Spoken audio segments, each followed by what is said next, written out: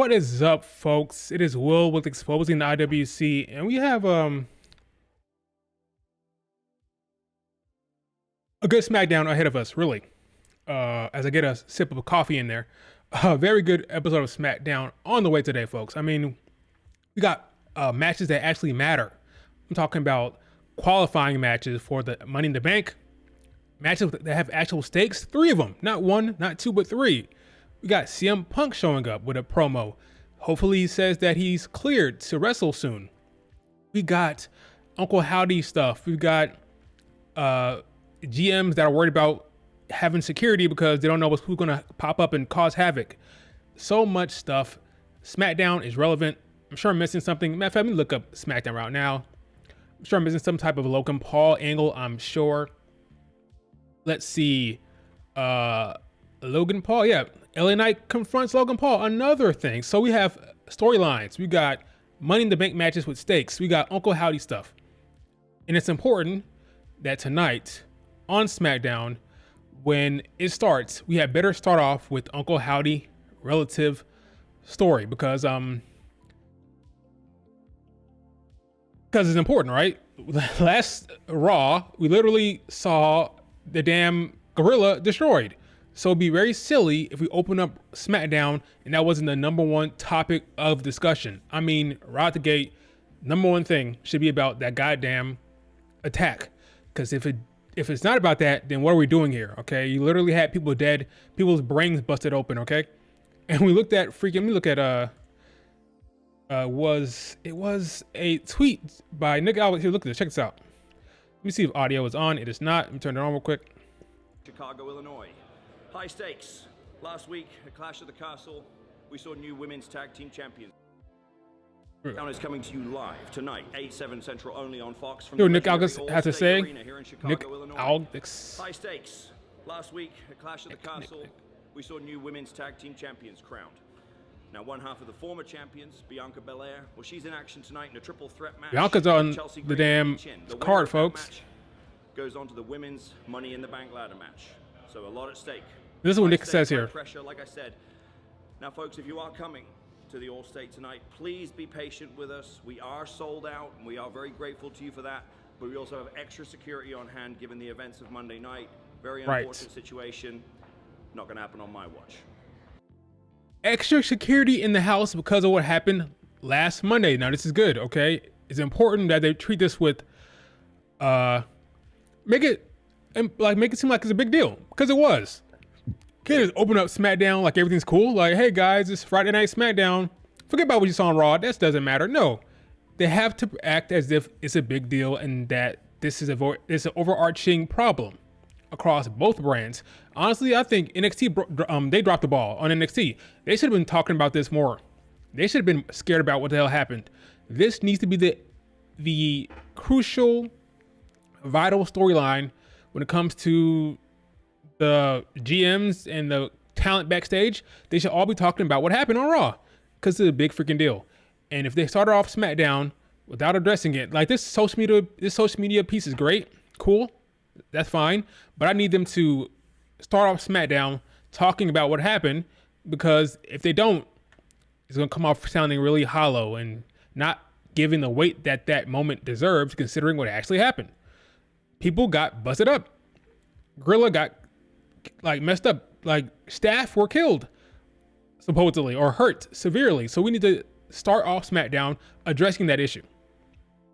If they don't talk about it, that's a goddamn problem and a damn shame, because that needs to have it deserves a certain level of importance. And so let's make sure that we address that on SmackDown right out the gate. Let's not gloss over it. But we have a great card on our hands, folks. Really, it really is. I mean, 3 qualifying matches. CM Punk promo. I don't know what to make of Cody Rhodes, Solo Sikoa. This is probably the least interesting thing on SmackDown, is the Cody Rhodes bloodline stuff. Like, bring in Jacob Fatu, or I don't care. Honestly, I'm just not invested in the bloodline right now. Paul Heyman doing all he can to make me interested. He's doing a great job. Paul Heyman's doing great. Solo Sikoa, Tongaloa, I can, like, who cares? I'm not really that invested in them. Hopefully, this promo gets me hyped up and gets me back on the saddle, because right now I don't really care about this storyline. I like the Logan Paul stuff. Logan Paul, great heel. I'm interested in this. I like the dynamic between the two. Logan's doing a great job. You got this qualifying match. Who you guys think is going to win this? Between Melo, Randy Orton, and Tama Tonga. I hope it's Melo, because right now Randy is kind of beefing with the Bloodline. Do we want that to be... I want the Bloodline shenanigans away from the Money in the Bank match. Like, keep it away. If Randy Orton and Kevin Owens are in the thick of the Bloodline stuff, so unfortunately for Randy, KO, and the brothers here, the Tongaloa brothers, let's keep the Tongas away from the Money in the Bank match. Let's keep it as Bloodline free as possible. Okay, so I'm going with Melo. Melo, you agree? Yep. You want to see what CM Punk has to say tonight? I do as well. Because a lot of people are... This matter of fact, let me go up to CM Punk's face real quick. A lot of people are expecting CM Punk to get jumped by Drew McIntyre. I'm not convinced. I think Drew McIntyre is taking a legitimate break here because, for one, in real life, his wife had surgery. That's number one. Number two, it gives more weight to the fact that he really is kind of feeling the press based on what happened at Classic Castle. It's really affecting him. Was it really just a ploy? Like, we just saw recently a I Quit storyline that was just a trick with AJ Styles. That was just a ploy to get Cody Rhodes to drop his guard. Do we want to see that again in this situation where someone says I quit and turns around next week and pops up on SmackDown? Not even next week, the same week.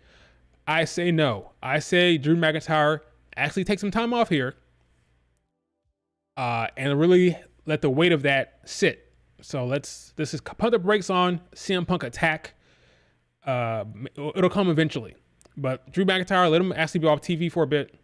Let's focus on the Wyatt 6 on Raw. And maybe CM Punk can... We'll see what they do with CM Punk. Let's listen to the promo. I'm expecting him to say that he's cleared, but we'll see. He said on the Clash of the Castle post show that he was expecting to be cleared. He may not be, but he was expecting to be cleared. And if he's not cleared, he's definitely not getting jumped tonight anyway. And even if he was, I would not have him get jumped. Let's pump the brakes on the CM Punk jumping, okay? So I got Melo winning this match. Again, I don't want Randy or Bloodline anywhere near this. No Bloodline shenanigans in the real actual Money in the Bank match. KO, he's a part of Bloodline storyline, so no. Grayson Waller is in a storyline with his partner, Austin Theory. Austin Theory is about to turn babyface, so keep Theory and Grayson Waller away. I'm going with Andrade here. So I got Carmelo Hayes and Andrade winning. What say you? That's what I have. 6-man tag at Madison Square Garden with the Bloodline involved. That what you mean? The Bloodline storyline? Will CM Punk get jumped by the Wyatt 6? That would be a... No. CM Punk has enough to worry about with the Drew McIntyre stuff. I don't want to see him getting jumped by the Wyatt 6. Andrade should win. I agree. Maybe the Wyatt 6 interfere in triple threat matches. I think if they play any type of role tonight, it'll be more backstage, not in the ring yet. What else we got here? No, that was it. So now let's talk about the women's Money in the Bank match, which is not on here for whatever reason. For whatever reason, they're like waiting for the last minute to show us the women's matches. Kind of annoying, but it's all good. So we have, here we go. But Mia Yim, Bianca Belair versus Mia Yim versus Bianca Belair versus Chelsea Green for one of the spots in the Money in the Bank. I think this is pretty straightforward. Bianca wins. I know there's some Chelsea Green truthers out there who want Chelsea Green to win the Money in the Bank. I'm sorry, that's not going to happen. It never was. I'm thinking on SmackDown, it's probably a combination of Bianca, Tiffany, and Naomi that going in to the Money in the Bank match. Again, there's 3 from SmackDown, 3 from Raw. Bianca, Tiffany, Naomi is probably the three. What they do with Nia, not Nia Jax, but what they do with Jade Cargill, I don't know. Maybe she doesn't get pinned. Maybe she tries to win it, but Nia Jax gets involved. I don't know. I'm not loving the idea of having Nia Jax in that match, or Jade Cargill for that matter. Nia Jax won't be in that match because she has a match set for SummerSlam against Bayley anyway. So no Nia Jax, of course. That's a given. I don't love the prospects of Jade Cargill being in that match. Let's keep Jade out of the Money in the Bank match by hook or crook, whatever you got to do. If she shows up tonight, fine. That's cool. I suggested that maybe she takes some time off. Maybe she's just upset that they lost the tag titles, so they can't get a hold of her, and she's like somewhere, like it's away. But if she's gonna be on the screen, if she's gonna be in the match, we'll just write it in a way that she loses without getting pinned. I know that's another loss for Jade Cargill. It's another loss, but I don't want her in that match. Let's do a Bianca, Tiffany, Naomi thing. I think that works fine. For the Tiffany folk and not so much Tiffany, for the Chelsea Green truthers, really, she's never gonna win.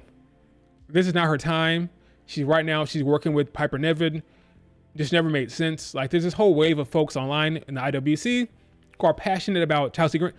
I'm a Chelsea Green fan myself. I like Chelsea Green. She's awesome. But this is not her time to be thinking about winning Money in the Bank, okay?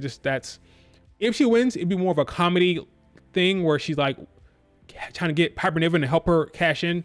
Do we want to do that right now? I'd say no. Honestly, I think the winner of this thing is kind of straightforward in my mind. I think Naomi's winning. I think Naomi is winning Money in the Bank. I tweeted about that just a second ago. I could break down for you guys why I think that is. I just think it's pretty straightforward at this point. I could be wrong. But if you think about it, really, Tiffany's not winning this year. I know there's a lot of people who think Tiffany's going to win. Oh, Tiffany Stratton, she's going to get her pink briefcase. She's going to bedazzle it, put rhinestones on it. It's not happening, folks. Why? Tiffany Stratton right now is trying to become the... What's up, Pedro? Tiffany Stratton is trying to be she's trying to be under Nia Jax. She wants to be her friend, her tag team partner. She wants her support. She wants to work under her. She wants to be called the freaking princess of the ring.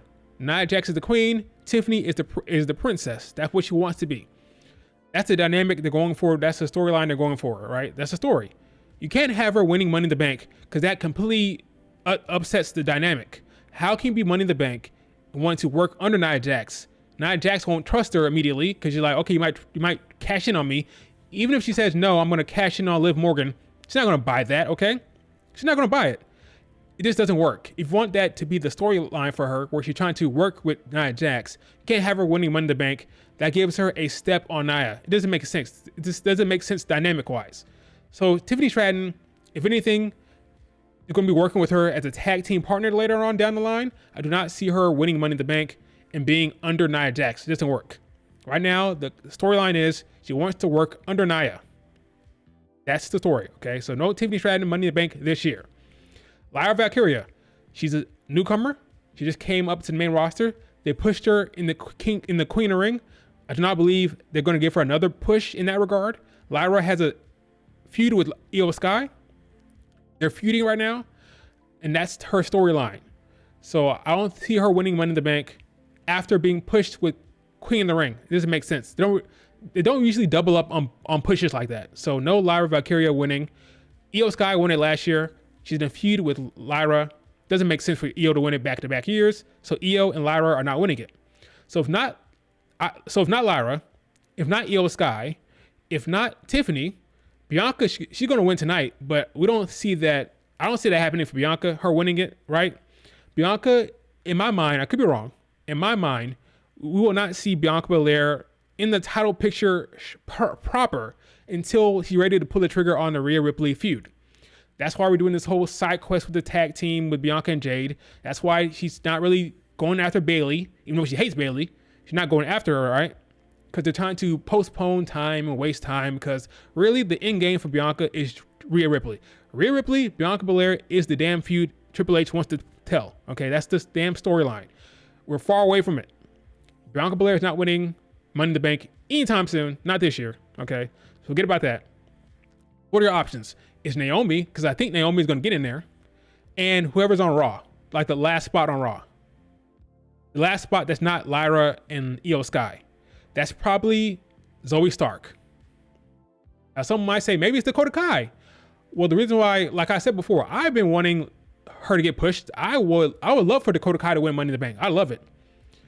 The reason why I don't see that happening, because right now Dakota Kai's storyline is all about Io Sky being frustrated with her. Io Sky is mad at Dakota Kai and Kairi Sane. That's the storyline.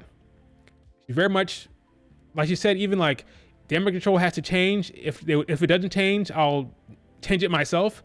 That's storyline, right? Kairi and Dakota Kai keeps failing. So if Kairi fails, Dakota Kai will probably fail. Like, they're not really lining up either one of them to be like a main focus. Not looking like Dakota Kai is about to get a singular push.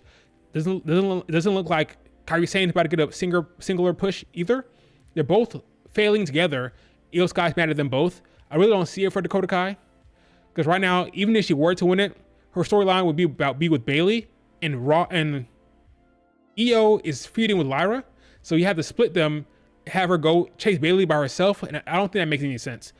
The day Dakota Kai goes after Bayley, it'll be with Io Sky, because I think, again, that triple threat match, the OG triple threat match, I think ultimately we're going to get back to that. We're going to get back to the OG Dakota Kai, Io Sky, Bayley, OG damage control triple threat match. That's going to come down the line. I don't think that's going to come this year at this point. So we'll keep Dakota Kai on Raw with Io Sky and Kairi in that storyline. So I don't see it for her this year. It'll probably be Zoe Stark. If you think about it, every faction or every tag team gets a representative. Io Sky represents damage control. Lyra Valkyria represents the baby faces. And then Zoe Stark kind of represents her tag team partnership with Shayna Baszler. So get Zoe Stark, Io Sky, Lyra from Raw. Everybody kind of gets a piece of their team in the match, you know? And that's pretty much it. I think it's looking pretty damn good for Naomi. Pretty damn good for Naomi. Why? She has a storyline with Bayley set up. If she wins, she's actively helping Bayley right now as her like partner. Got Nia Jax and Tiffany Stratton trying to go after Bayley, because that's Bayley's main storyline right now, Nia Jax. Naomi is her main friend. If Naomi wins Money in the Bank, so now she's helping Bayley with that briefcase. Does she turn on Bayley? Does she cash in on Bayley at any point? Does she turn heel? It can happen.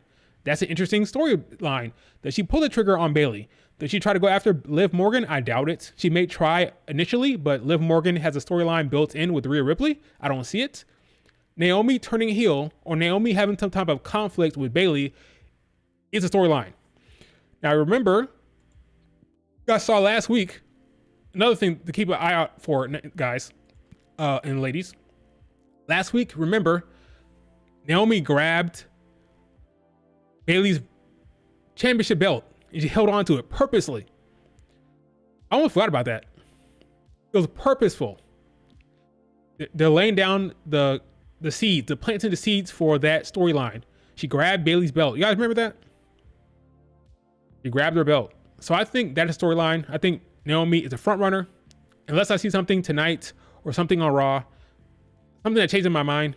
It looks like Naomi is sitting pretty. Like, I think it's her time to win that belt, to win that briefcase. It really does seem like that it is. I don't see any other person that is stepping up in a way that makes sense. So right now, Naomi fans rejoice. Have rejoice and be glad in it. I think Naomi is sitting pretty good to win Money in the Bank this year. We'll see. Do you guys disagree? Am I off? I look at the chat. Am I off? Does that make no sense? Dakota Kai, I already talked about her. Maybe Kairi. Don't see it for Kairi. Love her, but I'd rather do it for Dakota Kai. I would love for Dakota Kai to win it, but I have to see the storyline. Like, show me the story right now. I don't see it. Right now, just Io Sky being upset with her and Kairi equally. If it was singling out Dakota Kai, it'd be different. Like, let's say Kairi was doing good and Dakota Kai kept losing. Let's say it was her that was pissing Io Sky off. That'd be different. I'd see it more. But she just hates damage control altogether. She hates both of them. Both of them are getting on her nerves. So not really singular to Dakota Kai right now. You doubt Zoe got in? Well, Zoe got in last year. Hey, everybody. What's up, Daniel? Zoe got in last year, so if she can get in last year, you can get in this year. Yeah, Naomi is winning. Blair. The issue I have with Blair, has she had a singles match yet? Has she had a match at all yet? That would be my concern, is that she hasn't had a match yet at all. I don't remember. Did Blair have a singles match yet? Blair Davenport? I like Blair Davenport. She's cool. But has she had a match yet? Her first match being a qualifying match and she wins, it'd be kind of weird. Not impossible, but it'd be weird. If Blair gets in there, it'll be because Tiffany does not. That'd be interesting. So Naomi, Bianca, and Blair. Tiffany Stratton fans will have a fit about that one. Can you imagine the Tiffany stands? Like, you guys know I love Tiffany. Like, I'll show you show you this right here. Tiffany's up there at the top. You see Tiffany? I'm a Tiffany fan, okay? But yeah, they'd go crazy if Tiffany did not get in. She did not have a match on SmackDown yet. She had a dark match against Tegan Nox where Tegan beat her, but she has not had a proper match on SmackDown yet. So I'd be surprised if her first match was a qualifying match and her first match was a win in that qualifying match. I think they're gonna pump the brakes on Blair Davenport. Yeah, she hasn't wrestled yet. I'm looking at good old cage match ratings, whatever I call it. What the hell do they call it? Cage match ratings. Yeah, she hasn't had a match yet on SmackDown. Just a dark match where she lost. Speaking of Tegan Nox, where the hell has she been? Hope all is well. It seems like every time somebody's away from TV, there's like an ACL tear. Like this. Hopefully she's fine. We just learned that about freaking Gigi Dolan. Gigi Dolan from NXT has an ACL tear, folks. That's why she's been off for God knows how long. ACL tear. Sucks. They've been telling the storyline between Blair and Naomi, correct? So when do they pull the trigger on that? Does Naomi win Money in the Bank and she has a feud with Blair Davenport? I don't know. Right now, things can change. Again, this is a fluid situation. It's fluid, very fluid, right? Right now, looking like Naomi, but that could change tonight. We'll see. It's a huge difference at how they present Tiffany and Lyra and versus Kyrie and Blair. Kiana and Blair. Oh yeah, Tiffany and Lyra getting a bigger push than Kiana and Blair Davenport for sure. For sure. It's telling. Right now it's telling, at least. They see Tiffany and Lyra as people they want to push now. I like Kiana James. I think she has a lot of potential. But yeah, they're all four of those women are talented. But yeah, Lyra and Tiffany are definitely getting the push. And Lyra and Tiffany are champions in NXT. So you kind of get a sense of where they're going in NXT. Like they'll tell you, they put the belt on Tiffany to see how it looked. They put the belt on Lyra Valkyria to see how it looked. They liked that way it looked. So the woman who got the belt in NXT got the push. Because those are the women they believe in right now. Not saying they don't believe in not Kiana James or Blair Davenport, but Tiffany and Lyra got the belts. But all it takes is one person to believe in you. Like Vince, when Vince pushed Bianca, Vince liked Bianca Belair, she got pushed. Right next SmackDown. Let's lower that.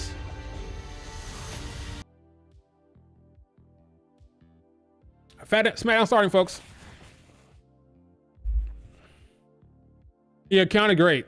I love Kiana James. She's cool. Good talent, athletic, look great. Looks like $1 million. I don't see why they don't use her. Together. Like I said, they better start off SmackDown addressing what happened. It's a big deal. Talk about what happened. Talking about Classic Castle. Fine. That's fine. I'll accept that for now. I'll accept that they're talking about freaking Clash of Castle. I accept that. But ultimately, they better address what happened on Monday Night Raw. I'm guessing they're going to open up with CM Punk. That's what we're talking about.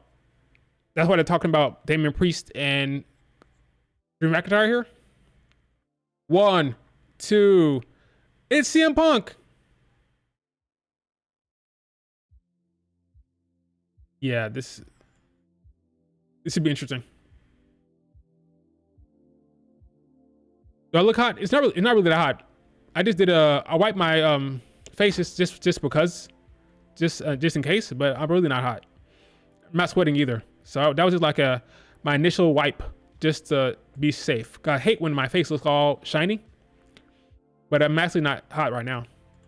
And the AC is on, so this is when Damian Priest quit. Which was a very good story beat for him. Let's get out. I'm done. I'm done. Let me talk to you. Nobody wants it. Got everybody filled from the top to the bottom. With nothing to fix, I'm done. He quit, which was a smart call. As we await the fallout. Because you can't just have Drew McIntyre come out there and be pissed. Like, we already know he's pissed. Like, we already know he hates CM Punk. The story has to elevate. It has to progress somehow. And the progression here is he quits. He's depressed. He's over it. He's done. Which was a smart storytelling call. We have a sold out Smackdown here. From a sold out all-state arena. This Are we is opening Friday Night with CM Smackdown Punk? on Fox, sponsored by Progressive. A triple threat of protection. Let's go, folks. It's time. And more. This should be a good freaking Smackdown. Is it CM Punk? Let's see. CM Punk chance. Yep. Here we go.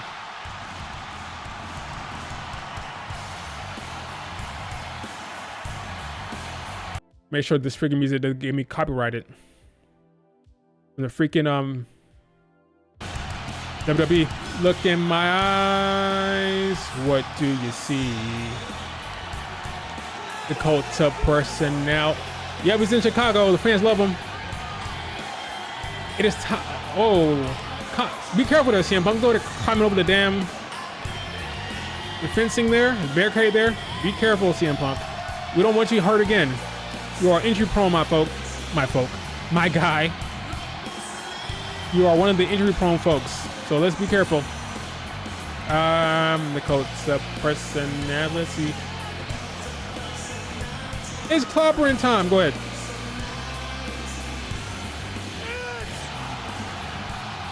They know it in Chicago. Hugging the random fans in the crowd. Good for CM Punk. Chicago, yeah, we know. We know you're in Chicago, man. Oh, another thing. Something else I forgot to mention. As we kick things off with the second city saint himself. What an emotion. I would not be surprised one bit if Joe Hendry is here. Joe Hendry tweeted out that Chicago flag. Just so you know. He may be here tonight. I said some things I probably shouldn't have said. I'm just smiling face on your. Grab the camera. He just having the blast right now. Oh, look at this loser. Look at that guy from Bleacher Report. Get his name. Hate that guy from freaking Bleacher Report. He's there. Good guy, CM Punk. Look at that. Babyface, good guy, CM Punk.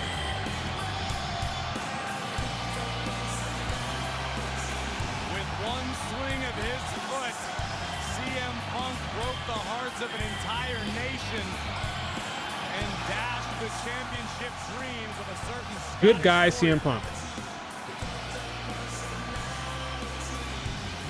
CM Punk kicking Drew ball. CM Punk kicking Drew in the balls. Didn't say it right with you. He's a good guy tonight. Well, let's be honest when it comes to Drew CM Punk need to be careful. He's like jumping down from the damn top rope. Be careful, dude. You are injury prone. All right, let's see what CM Punk has to say. Let's see what he has to say.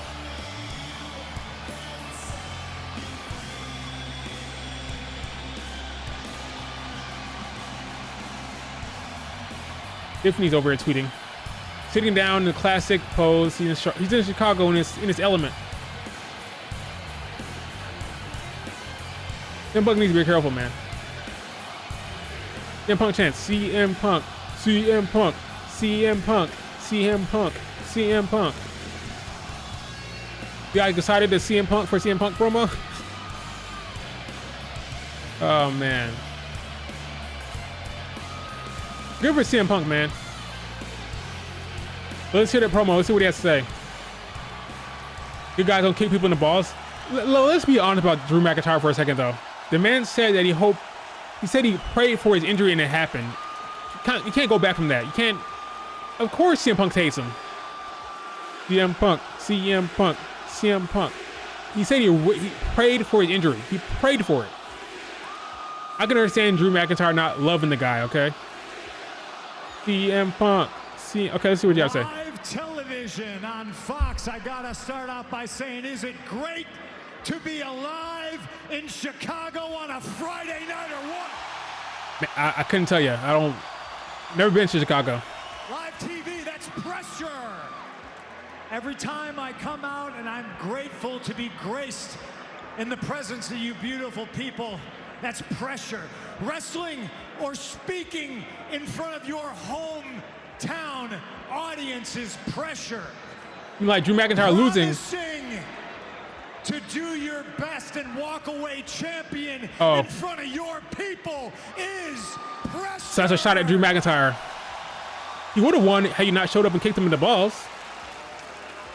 But I get why you did it. And y'all might think I'm a little bit crazy, but even to this day, I still think right before you hear that static and living color belts out like Mussolini. I wonder if I can handle the pressure. I'm going to give you a date. You let me know by raise a hand or scream a voice how many people were here. July 17th, 2011. I wasn't there. I promised myself, and I promised each and every single one of you, I was going to walk out of my hometown the WWE champion. And he kept his promise. He did it. That's pressure. I could have slipped on a banana peel, fell flat on my face, and made an embarrassment of myself and made an embarrassment of Chicago. But did I do that? Did I do that? Shots at Drew McIntyre. One more time. Did I embarrass Chicago? See where I'm going with this, don't you? Yeah, we see. We see. I was told I was going to get jumped in Glasgow. I was told we needed to hire extra security in Glasgow because if I interfered with the title match, boy, they were going to have it. They were going to have my head on a pike. I was going to ruin everybody's day. There were a lot ruin everybody's day? There's a lot of CM Punk fans that were there. And I hate to kick a man while he's down, No, you but it's don't. a little bit of revenge, isn't it? Because for weeks, and they turned into months, Drew McIntyre Was trolling like crazy. He was trolling like crazy. He was trolling. kicked me while I was down. And because of promises I always made and promises I kept, he wasn't just kicking me, he was kicking Chicago. You can do three things in that situation. You could stay down. It's not an option. You can get back up and turn the other cheek. Not an I'm option. from Chicago. That's not an option. I chose the Chicago way. They want to send me to the hospital. I'm going to send them to the morgue. Now, I'm not boasting that I'm going to kill a man, but I set out to kill his career. I said I would make Drew McIntyre's life a living hell, and I planned on burying his career 6 feet under. I just didn't think it would be that easy. This is going to end in Hell in a Cell for sure. You heard about this? Have you seen this? By now, you've all seen what's He going quit. on. Drew McIntyre has quit. Has he though? Has he though? He couldn't take the pressure. He said he prayed for bad things to happen to CM Punk, so I prayed on him, and I made bad things happen to him, and I was That's a good looking line. so forward to coming back here and making more bad things happen to him, but he has taken his ball, and he has gone home. Ladies and He'll be back. gentlemen. Oh well, Paul Heyman. Paul Heyman and CM Punk together in the ring. Is that what we're getting here? We are. CM Punk is a Paul Heyman guy. Where this goes. This is surprising.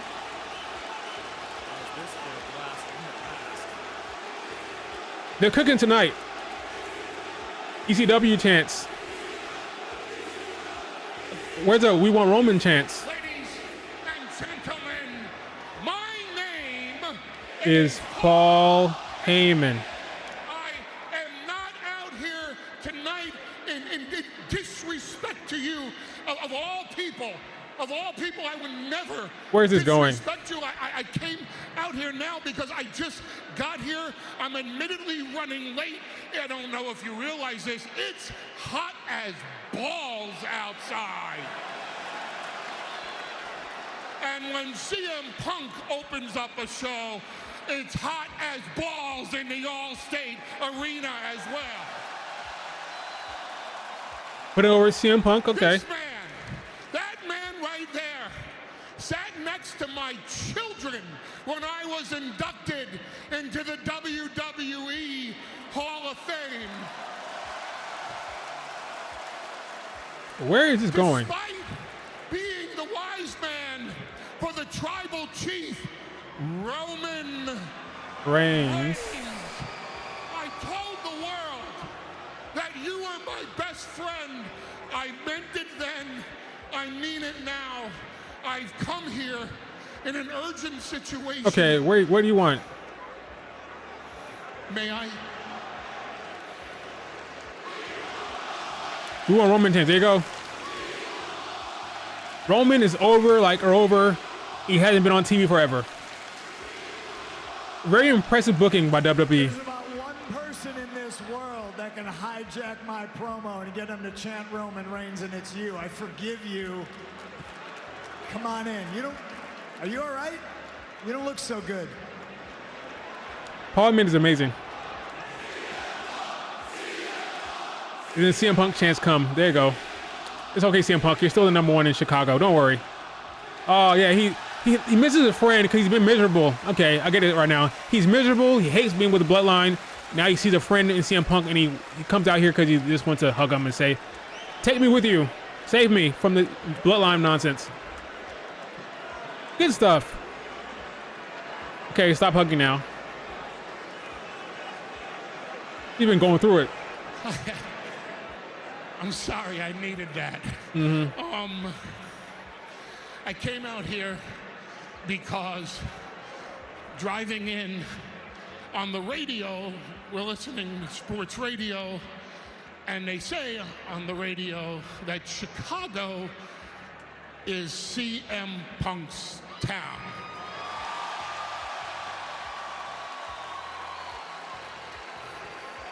Okay. And that really pissed off Solo. Okay. There we go. Now we see where this is going. Okay. Solo's mad. Because Solo, now that he's the head Of the table.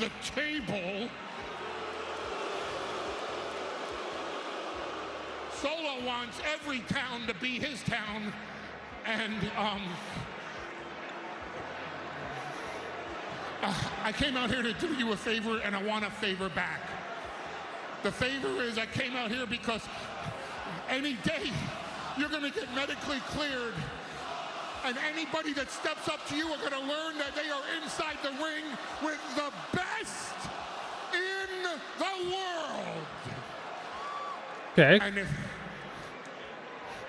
if you don't get out of here right now, they're coming out here for you. Oh, okay. There you go. Gotcha. And that's not going to do anybody any good because you can see the extra security that is now here and the extra security They're addressing that it. is in the locker room. And Okay. that's like for the Wyatts. Yeah, okay. Or anybody else that wants to cause trouble. Not for a bunch of rogue Samoans and Tongans that are taking this way out of proportion. So the favor that I'm doing for you is to say to you with love and respect that against your own instincts, please get the hell out of here right now. So the Wyatt 6 stuff is very much like The elephant in the room is being addressed. It's important. The extra security are for them. The overarching storyline of the show, which I like. They didn't just forget about it, act like it didn't happen. Raw happened. It's important. You're serious? You want me to leave? Chicago. Because Solo and the Tongans are gonna try to jump me In Chicago? in Chicago? Yeah, saw that coming. Saw that line coming.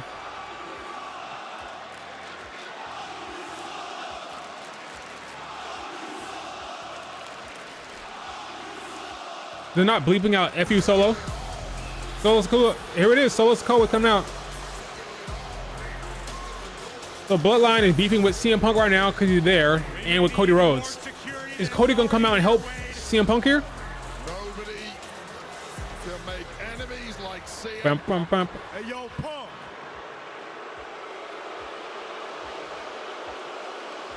Solo, I feel sorry for you, man.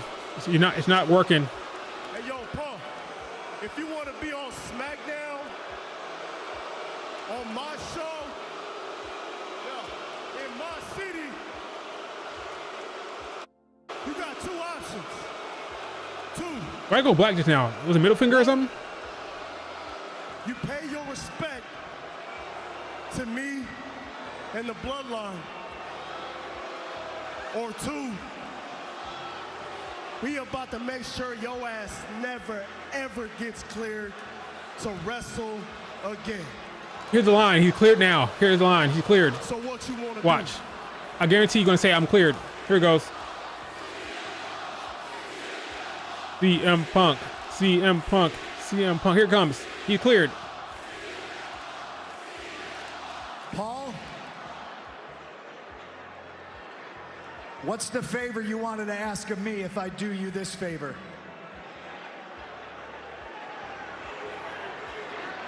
Take me with you.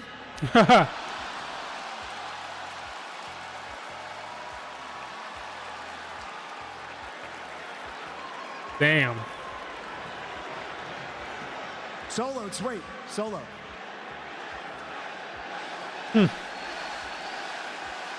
Wants to escape with CM Punk. This is good. This is a good segment. This is a good segment. It really is. Solo. I acknowledge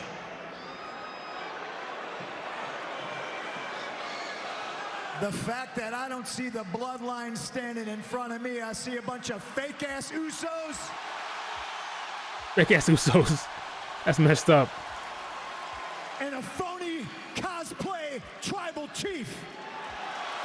Those fighting words. Run, CM Punk, run. Where's Cody Rhodes? Where's Cody? This is a fight you cannot win, Punk, even here. Or Kevin Owens? Or Randy Orton? Does not look good. Wait a minute! Yep, Cody Rhodes. It's the American Nightmare! Cody Rhodes! Armed with a couple of equalizers. And ran away like a bunch of bitches. Solid segment.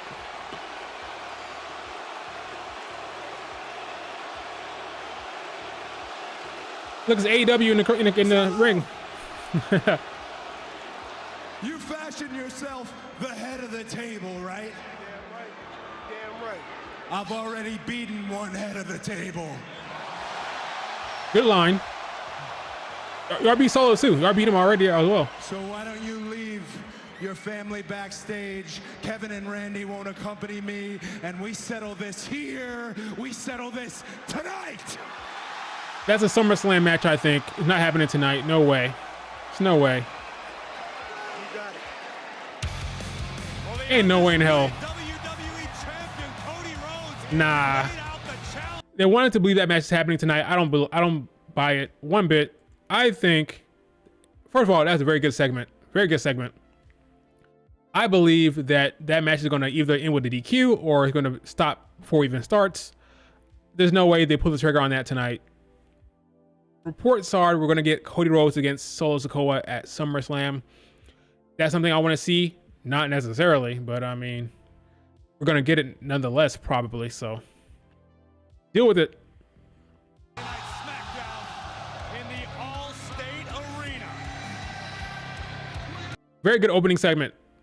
I feel for freaking Paul Heyman, man. He wants to get out of there. He wants to escape, but he can't. So where is he now? Is he gonna just go with the bloodline? That'd be kind of dumb. He just straight up said to him that I'm gonna get out of here. He admitted. He admitted to them he admitted to everybody they want to get away from them. So I don't know how he's gonna go back to them at this point, but we'll see. Very good segment. That's security. Yes, talk about it. Tonight, as a result of what we witnessed in the closing moments of Monday Night Raw, which was a downright massacre. We'll fill you in on all of the details later on in the evening. But Wade, we have Money in the Bank qualifiers to prepare for tonight. Let's go. Coming your way in a matter of minutes. I'm glad that they're addressing it. Tonight on SmackDown. Is it going to be Bianca Belair now? Let's go. Yep, Bianca Belair, the EST. Let's go. Where's Jade Cargill? Hey, girl. There she is. I know tonight is all about qualifying for Money in the Bank, and I'm not here to distract you. But after, I need to go talk to Nick Aldis about our rematch for our tag team titles. Okay, I hear you, but tonight I gotta focus on my match, and next week you have yours. Facts. Now, Nick, he know we deserve a rematch because we weren't even pinned. This is true. But tonight I gotta go handle my business. But she tapped. I'm gonna go qualify for Money in the Bank, Of course. and then we gonna get our tag team titles back. Love that. See you? I love you. And I would say good luck, but you don't need it. Jade Cargill gets tapped. So Shayna Baszler and Zoe Stark to be number one contenders, not you. Shayna and Zoe are number one contenders.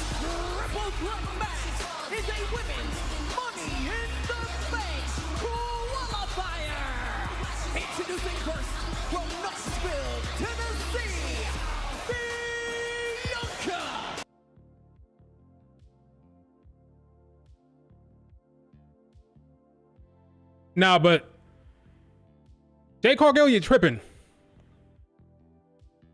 Yeah, her qualifying match is next week. Jade gets tapped. I'm sorry, Jade, but you're tapped. Yeah, I don't know how. So her qualifying match is next week, and they're still going for the tag titles, unfortunately. I mean, but like I said, there's nothing for them to do right now. So Triple H wants Bianca away from the singles division right now because Bayley has a championship. He doesn't want to pull the trigger on Bianca against Bayley. Fine. Like I always say, his main goal is setting up Bianca versus Rhea down the line. So right now, I get this. We have to deal with this tag team stuff. But Jade Cargill, she will have her opportunity next week. I think she will lose somehow because I don't think he wants to put Jade Cargill in that match. That's just my opinion. We'll see what happens. But the tag team division still has to worry about Bianca and Jade. Yep, still stuck in the tag team scene. No, Bianca's not. Bianca's going. Bianca's never been in a Money in the Bank match ever. She's going. It doesn't make any sense to put Jade in there, but not Bianca. Bianca's going. Jade Cargill, you tapped last week. What are you talking about? Jade Cargill tapped. I mean, I don't know how they can be number one contenders.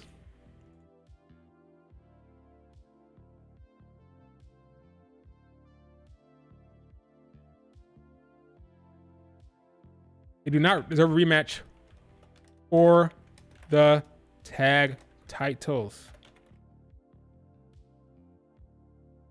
I don't care what anyone says.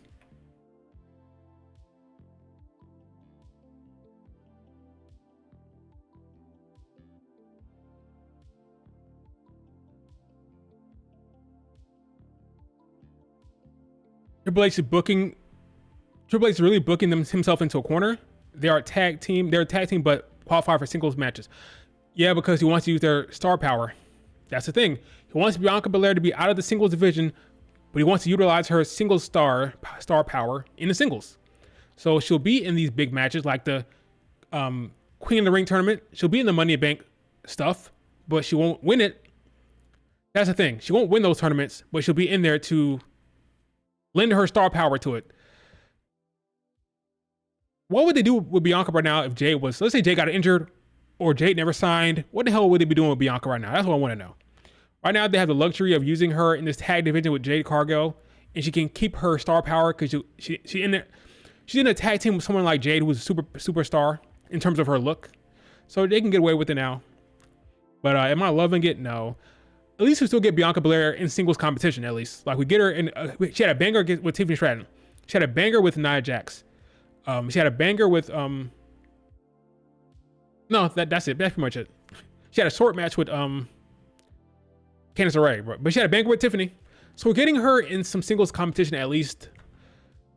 So hopefully tonight will be a banger as well. So we're getting some stuff with her in the singles division. So I won't be too upset about it. Yeah, she will be in a minor feuds with, that's what, Richard, now that you say that, I'd rather see that. I'd rather see little smaller feuds with Bianca and Tiffany and Bianca with Blair, or even a heel Michin. Give me those storylines with Bianca. I would take that. Those are little stuff. Remember when Bianca had that little mini feud with Harper Niven or Dewdrop at the time on Raw? She had like a little trilogy where she won all 3 matches. Good matches, single feud away from the title. You can do that. Give Bianca a single feud away from the title with Tiffany or Blair Davenport or Michin. I would love that. So yeah, there's no real excuse. You could do that. Pulisic, McKenny, and the USA seek their.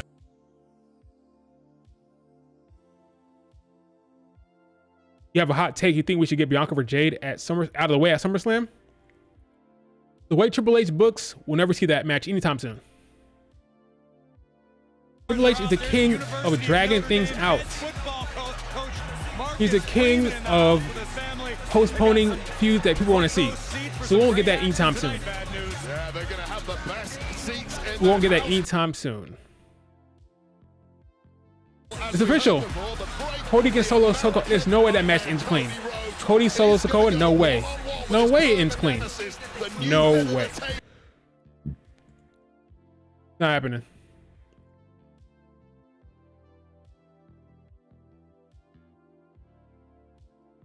Oh, Cody Rhodes. Backstage. Need Uncle Howdy stuff here? Cody, what's up, man? Nope. Randy and KO. With everything that's going on, those RKO shows are cool. Are you sure you want to face Solo tonight alone? Randy, it's just something I gotta do. Solo's not ready. You got a Money in the Bank qualifier. I got this. Trust me. Trust me. All right, cool, man. KO. So I like that they're addressing the Uncle Howdy stuff. Look, man, I don't like this. I get wanting to do it on your own, but they always have a plan. Man. Solo, Heyman. I already know what you're gonna say, and you're probably 100% right. I'm sure Solo has a plan, but I've got a plan too. Good luck, Kev. Okay, you got a plan. Thanks. It's good to know. We got the jobber entrances. Well, here we go with our first no interest for Michin or Chelsea Green. The evening as Michin looks to steal an early I think we know how this is going to go. Her ticket to Toronto. The Money Boom. in the Bank ladder match. Boom. As history has taught us So the way they're treating Chelsea Green right now, the way she's being booked right here. Do you want her to win Money in the Bank? Come on. She's a comedy gimmick right now, folks. Wake up. Let's go, Bianca and Michin. Bayley's watching the match. In this, because potentially she could be looking at a future challenger for that WWE Women's Championship. That's a champ Bayley. And nothing makes champions in WWE sweat quite like Money in the Bank. Bianca makes you smile. Retrieve the contract. You have a guaranteed title opportunity for the next year. And what a right hand by Green. Chelsea Green smartly picking her spots, but this interesting little spot there. Roll up Bianca. 1, 2. Oh, nope. Including those at NXT. Missed the clothesline there. Dodged the move. Nope. The EST a step ahead. It's nice to see that Bianca has. Oh, yeah, grabbed her. You can see that she's going a little slow there to make sure these spots work. Talking of focus, Chelsea Green is somebody who is Chelsea Green had to grab her there, so she made sure that happened there. You can tell she's going a little slow there. Oh, missed. Why do you carry it? It's a triple threat match. Oh, hit me. Okay, hit Chelsea Green too. And one for Chelsea Green as well. Of course, under triple threat rules, no count out, no disqualification. First woman to gain a pinfall. What's happening right now? Is it waiting for Chelsea Green or something, right? Yeah, that's what it was. Okay. That looked weird. Waiting for Chelsea Green. Okay. That little spot looked weird. I'm like, what's happening right now? Then I realized they're waiting for Chelsea Green. Okay, cool. All right, little solid little triple threat match. I wonder who freaking booked this match. A little off. This matching, the production for this match is a little off. I wonder who booked this match. Well, not booked. I wonder who produced it. But Bianca's got to win. Yeah, she's winning it. It was freaking they gave her the jobber entrances, so we didn't see the entrances, so we know what's going to happen here. And rightfully so. Bianca Belair needs to be a Money in the Bank match because she's never been in one, and she's a star, and we need to get her on that card. So Bianca Belair gets on the card in the Money in the Bank match. Jade Cargill, is she going to be in the card? Is she going to be on the I don't know how she gets in that card. Maybe she won't be. I would be surprised if they put Jade Cargill in that Money in the Bank match. I would. I don't think they want Bianca and Jade having any type of tussle at all, right? It hasn't happened yet, remember? Bianca and Jade were in the Royal Rumble match, and that is it. They've never had to be against each other in any other capacity. I don't think they've ever touched in terms of any type of conflict, because Jade was not in the Elimination Chamber match. I don't think they've ever had any type of conflict in that regard. So they'll probably avoid that. They don't want them to have any type of conflict or any type of scuffles or exchanges or trading the 1-2s. So Jade Cargill will not advance. She will lose via someone else pinning someone else, right? So I'm guessing Tiffany would probably pin somebody on freaking, maybe Piper Niven, I don't know. She won't be pinning Jade Cargill, that's for damn sure. So Bianca and Jade will not be facing off in any capacity, whether it be singles, tags, Money in the Bank, chambers, anything like that. The only thing you'll see is probably Royal Rumble. Even then, they didn't touch, right? They didn't touch in Royal Rumble match. So yeah, Jade Cargill will not be winning next week.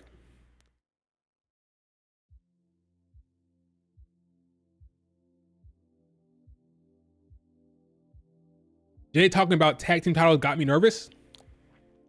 No, she'll win. Don't worry about that. She'll win. They want Bianca Belair on the card for sure. They want Bianca on that damn card.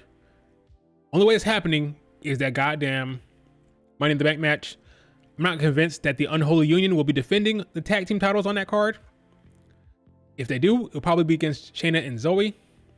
But yeah, we'll see. Right now, the Money in the Bank is the focus for Bianca and Jade. So no worries there. Yeah, she's been in every PLE. She is a focus point for them. They see her as a blockbuster premium live event wrestler. She's been on every card for PLEs this year. She's the only one. She's been on every card, whether it be like pre-show or show. She's been on every one of them. Which of these three women will what we got going on here? In the Money in the Bank backdrop match 2 weeks from tomorrow. What? Uh-oh. You have to say, coming into be careful, match. ladies. Oh, good God, Chelsea Green ain't getting up from that. Maybe ever. Careful. All three women wiped out. This is good spot, but let's be careful, ladies. This is awesome. This is awesome. Bayley's still watching. Women's champion Bayley looking on, realizing that she could be an even bigger target in the wake of Money in the Bank. I have to say, coming into this match, the clear-cut favorite was Bianca Belair, the woman who has done it all here in WWE, but is now some exchange between Bianca and Michin perhaps taking advantage. Roll up. One. I feel like this is like last-minute book match. Like, recently on NXT. I feel like the production for this match was like last minute. I think. Powerbomb. No, Michin reversing. Oh, roll through. 1, 2. Michin probably be feuding with Nia Jax. There by Michin, you simply cannot match Belair. Eat defeat and Belair sent to the floor. Bianca Belair's out the ring. Roll up. No way in hell. The crowd loves Chelsea Green though. They love for that surprise win. Chelsea looking to counter with unpretty her. Not happening, Chelsea. Oh, nice slap. Green just finding new He's a sentimental levels in favorite this for match sure. we haven't seen from her recently. Normally hiding behind Piper Niven, understandably to wet. Oh, looking for Styles Clash. Styles Clash to tip. So it's over. She's not winning, but it's over. Yeah. Bianca Belair is going to Money in the Bank, folks. But Chelsea Green, be out of here now because that is a Styles Clash. Not happening. Why it's not happening? This is awesome, Chance. This is awesome. Oh! Big time release. Here comes KOD. Is over. It's over. Nailed it. Oh, wait a minute. Chelsea Green from behind. From behind. Chelsea steals it. Here is your winner, Chelsea Green. What a shocking turn of events tonight in Chicago. Belair cannot believe her eyes. For once, Chelsea Green is going to have nothing. They gave them. They gave her the jobber entrance. So you mean to tell me Bianca Belair? Chelsea Green goes to Toronto. Chelsea Green will be in the women's Money in the Bank ladder match. She joins Io Sky as a qualifier. And that opportunistic mindset is exactly Jade Cargill is qualifying for the Money in the Bank match.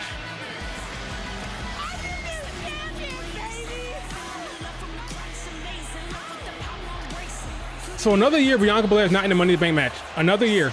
Haley, you know, I want you to tell your little friend Naomi that I'm really looking forward to beating her in our qualifying match next I'm shook. week. And when I become Miss Money in the Bank, I'm really looking forward to cashing on you. Okay, let's conference. Okay, let's wait for this. You want to leave?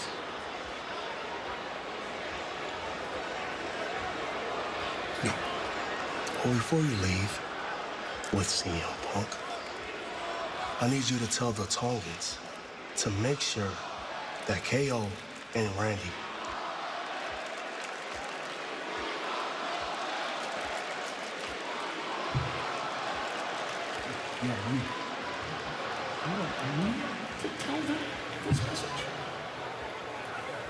If I tell you to do something, I'm shook. You better do it. Okay, so let's go. We hear you. I'll take care of it right now. Yeah. Wait. And when you come back, me and you need to have a talk. Yeah. He basically blatantly said that he wants to go away from them. So yeah, of course he's going to be mad at Paul Heyman at this point. Okay. Conference. Timeout. This timeout. Okay. Bianca lost. So that's 2 straight losses for Bianca via the same method. Triple threat matches equals Bianca losing now. She lost twice in a row. Lost her tag titles via triple threat match. She lost her entry level into the Money in the Bank match, or entryway into Money in the Bank via triple threat loss. She doesn't get pinned again. She's losing. I don't hear anybody say Bianca Belair doesn't take losses.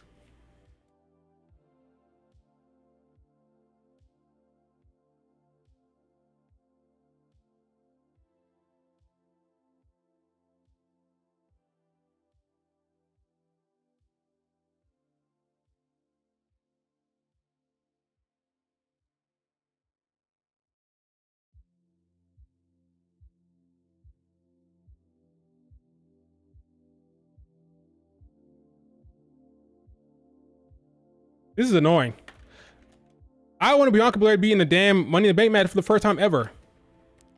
Another year, another time she's not in the Money in the Bank match. Like, will she ever get a chance to be in the match? I don't want her to win it. I just want her to be in the damn thing. Spoiler alert, Chelsea Green's not winning. Sorry, she's not winning it.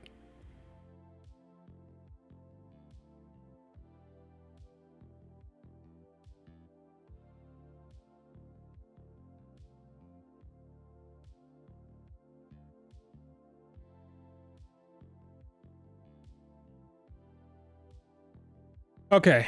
I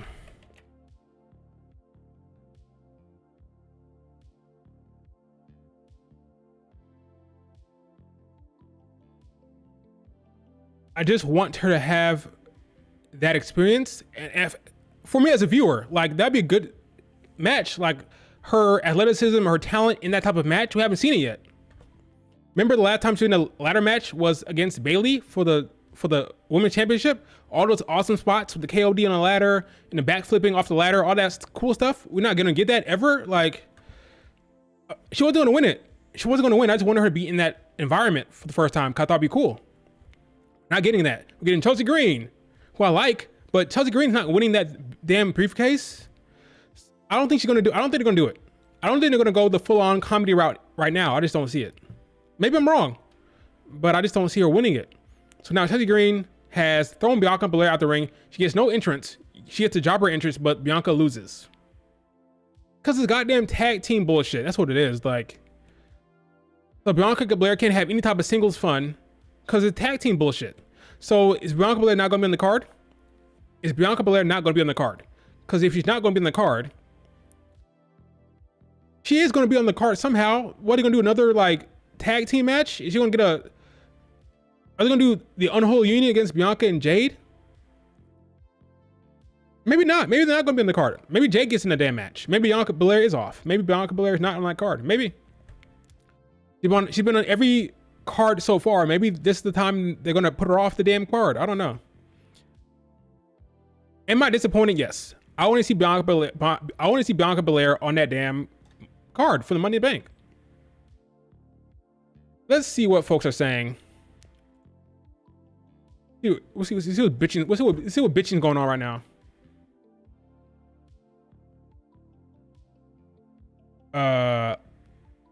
Chelsea Green qualifies. Listen to that pop. Holy shit. Listen to the pop. Chelsea Green.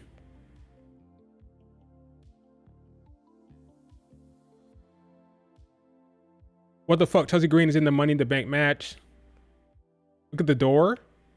Oh snap. I just noticed the door. There's a Wyatt sign on the damn door. Are they in the room there?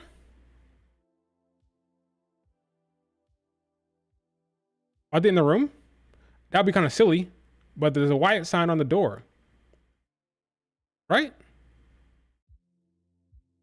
That's what that is over here. Check that out.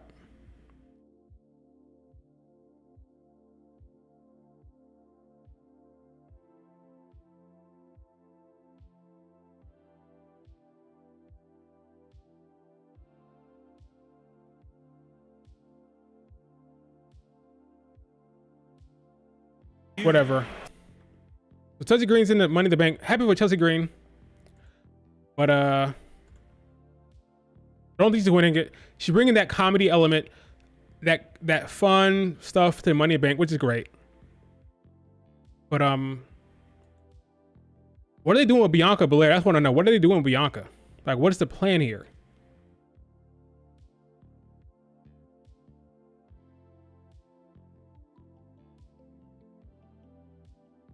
Waller and Grayson, I imagine you're having Grayson Waller, what are you talking about? Focusing on your qualifying match tonight since your partner Austin Theory is stuck at home recovering. Yeah, shout out my boy Theory. I'm thinking of him tonight, and that's why tonight when I qualify for Money in the Bank ladder match, I'm going to go to Money in the Bank and I'm going to win that briefcase for Austin Theory because your boy Grayson Waller real good at ladder matches. He's not going to have a hard time. He doesn't care about Austin. DIY. He only cares about himself. You know what I think? What do you think? I think last week you sacrificed your best friend for your own well-being. Whoa. You two the reason he's not here right now. You politics. Oh shit, it's a... That ain't true, lad. Oh. What the fuck is... Drew McIntyre. Oh my God. He fucked up CM Punk. You got it right, he showed up. He's bleeding.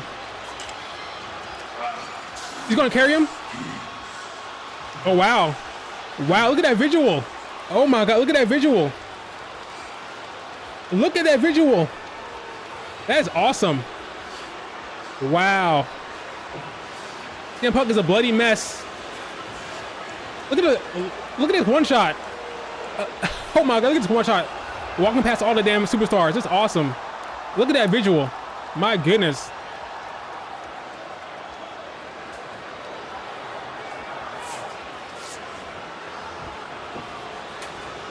That is awesome. Look at this. The WWE is cooking right now, man. WWE is cooking. All the way to the front. Wow. That visual of him outside the garage carrying CM Punk like that was awesome to look at. Cinematic. CM Punk got. Oh, tossed him. He quit, but he didn't quit beating up CM Punk's ass, apparently.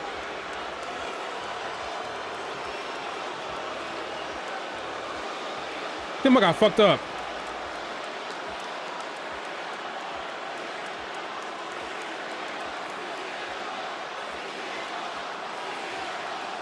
It's clobbering time. We about to do it. Wow. WWE's cooking right now. They are cooking. Look at all his what is that? Oh, it took his freaking thing. What is that? CM Punk stands know what that was. I don't know. He fucked up CM Punk.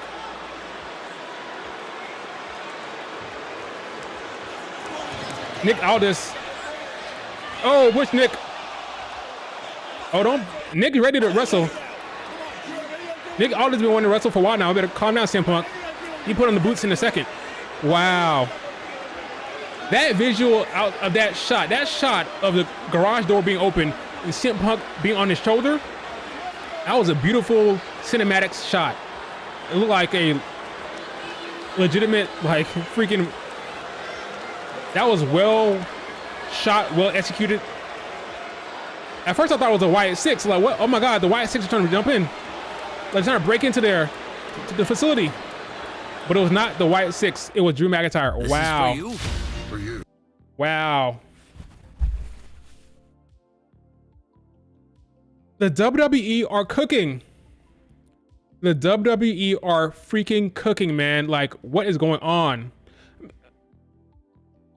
Cinema. Look at this shot.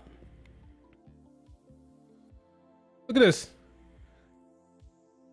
Cinema. Complete cinema.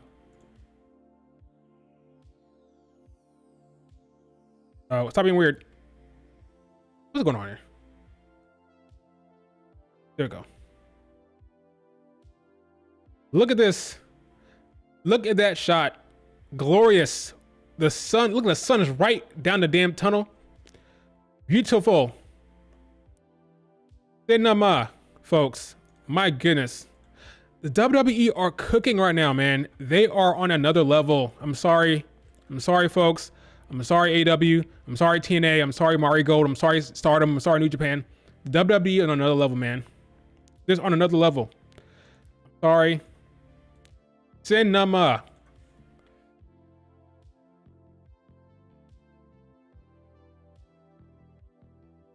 I don't know what to say. I've completely forgotten about the whole nonsense about keeping Bianca Belair out of Money in the Bank match. I have gotten about it. I'm not mad anymore. That is cinema. Actually, I'm still kind of mad, not gonna lie. But Lord have mercy, they are cooking. What can you even say at this point?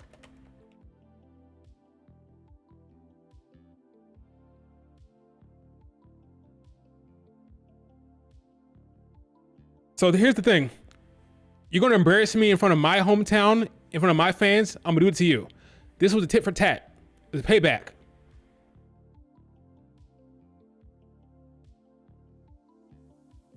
Wow.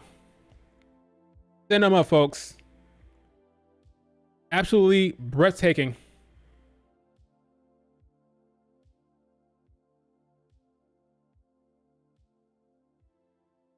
I'm at a loss of words. I don't even know what to say. Entertainment. I thought it was an Uncle Howdy Ray. I thought it was a freaking Wyatt 6, man. Oh my God, they're trying to break in. Nope, it was freaking Drew McIntyre beating the shit out of CM Punk. Drew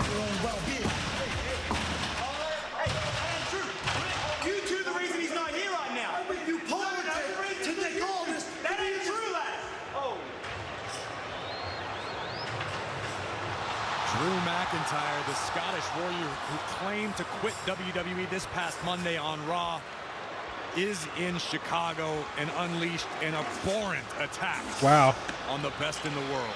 Listen, temperatures were at boiling point last Saturday night at Clash at the Castle. A lot of us cooled down. Drew McIntyre was never going to cool down after that.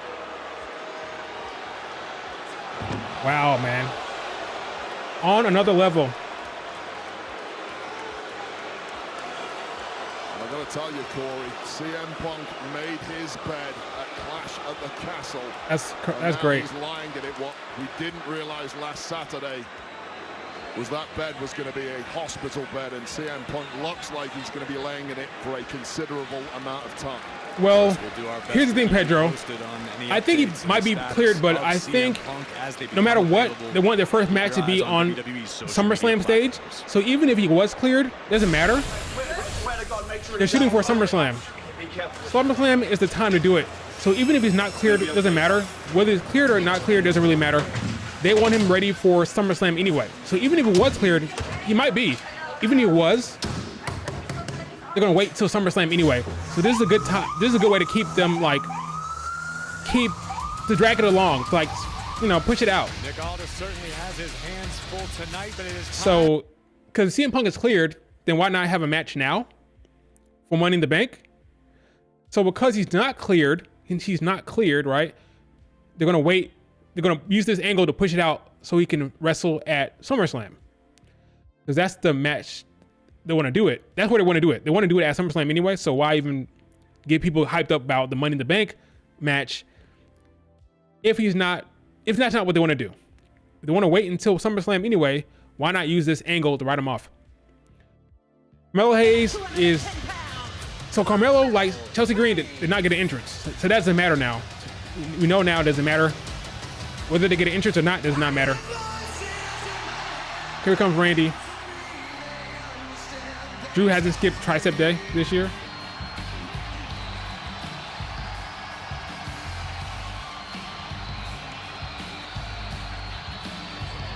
Jade is going to qualify, and then this might lead to a jealousy storyline. Why would Bianca Belair be jealous of Jade Cargill? Why? Bianca Belair is the former champion. Bianca Belair won the Rumble. She has the accolades. Does it make sense for Bianca Belair to be jealous of Jade? If you're going to do a jealousy angle, it should have been the other way around. You should have had Bianca Belair be jealous. You should have Jade Cargill be jealous of Bianca Belair. That makes more sense. Bianca Belair is not going to lose sweat for not qualifying for the Money in the Bank match. Not like she got pinned. Just claim $1 million. Drink prime. I hear voices in my head. That'd be a weird character choice for Bianca Belair. Why would the EST be jealous that Jade Cargill is in the Money in the Bank match? Because she won? They both had a chance to get in. Now, Jade would have pinned Bianca Belair to get in the Money in the Bank match. That'd be different, right? Had Jade thrown Bianca Belair out the ring and pinned Michin, that'd be another thing, right? But they both have opportunities. Not a strong enough reason for Bianca Belair to be mad or jealous.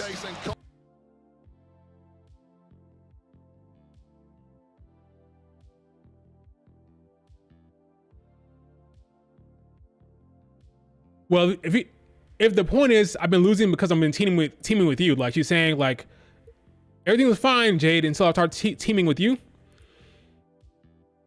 She could just stop. No more teaming with you. That's what she could do. But that makes more sense. Like, hey, you're weakening me.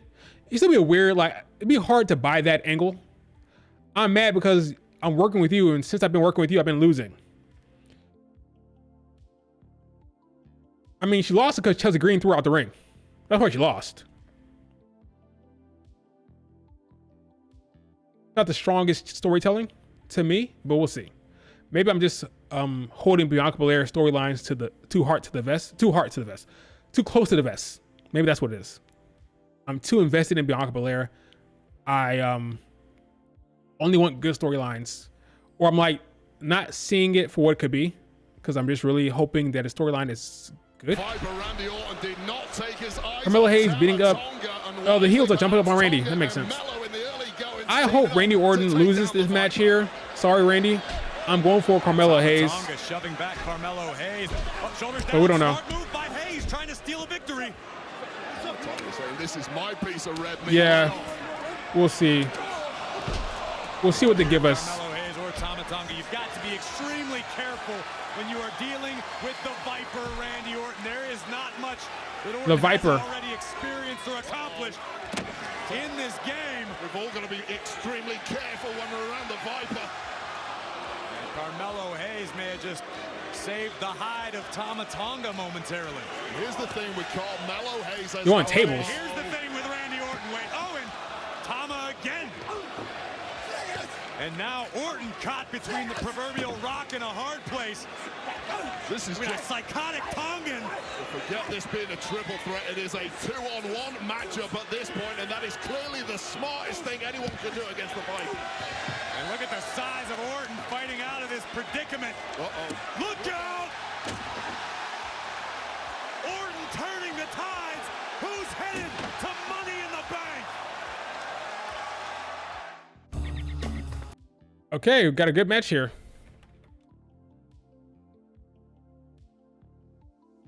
Here's a question, folks. I ask you guys right now.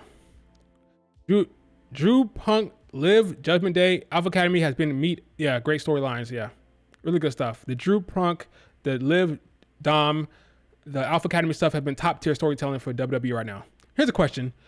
Does Jade Cargill win next week? Does she get into Money in the Bank match? That's the question I have. Does she get in? I want to know your answers right now. Does Jade get into the Money in the Bank match? And if she does, it is a multi-woman match, so you can, like, you know, protect her in the match. That's something you want to see, and is that something that's going to happen, you think? I don't know.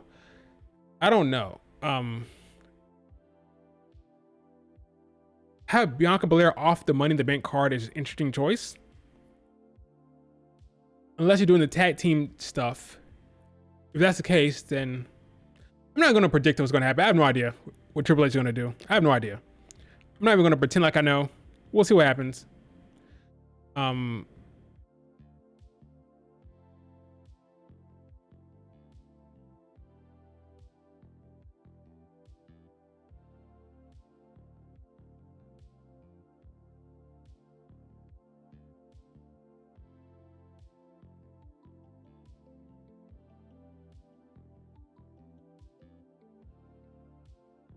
Bianca Belair keeps eating those pins.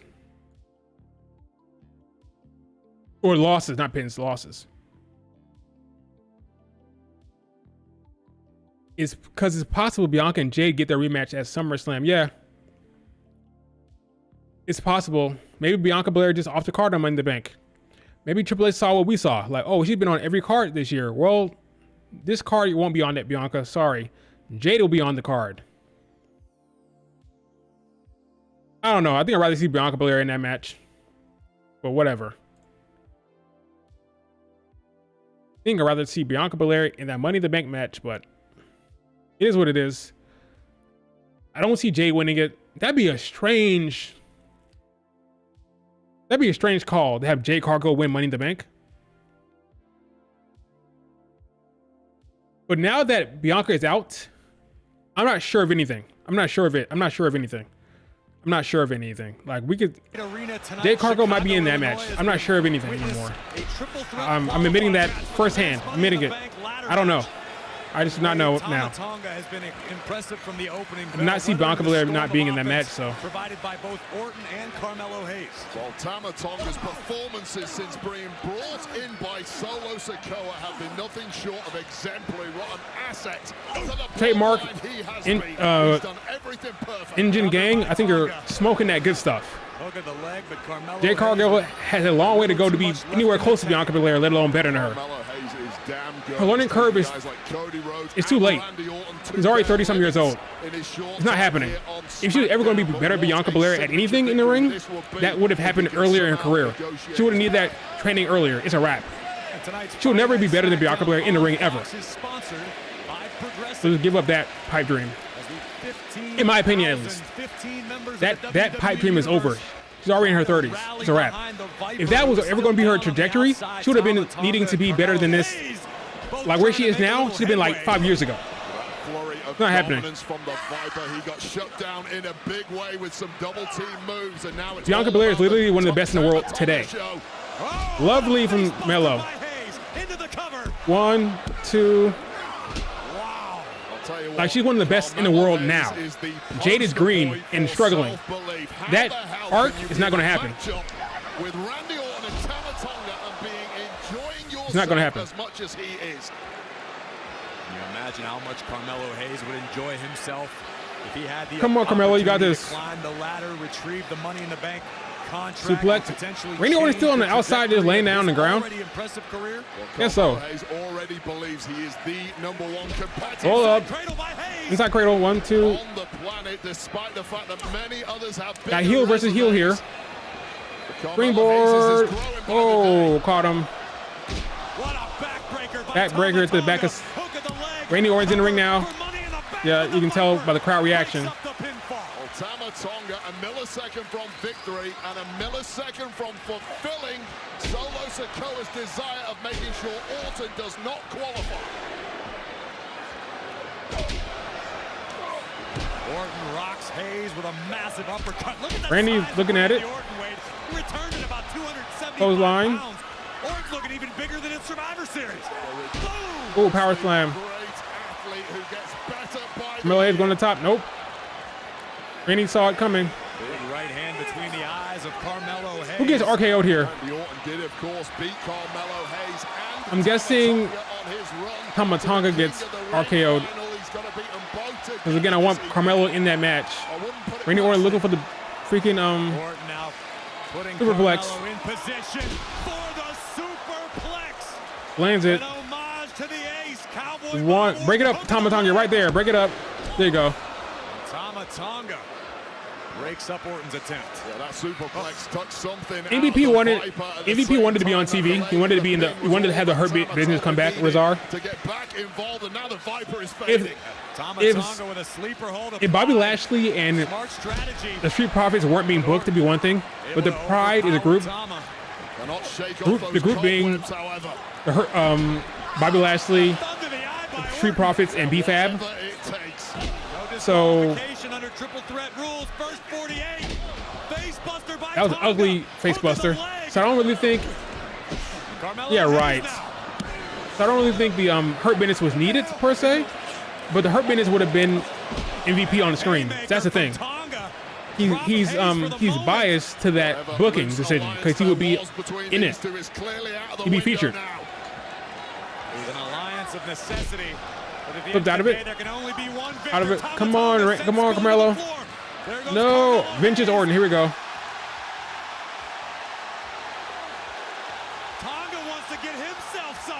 I agree with you, Trademark Engine Gang. That I agree with you. Bianca and Jay should not be on the same show to begin with. That's why I booked Vince's Orton, double DDT. That's why I thought they were going to be on different brands, but Triple H had different plans, which is that damn tag team. But I always thought it would have been smarter if I had them on separate brands, but we'll see what happens. We'll see what happens. Right now, Bianca just in a tag team getting losses.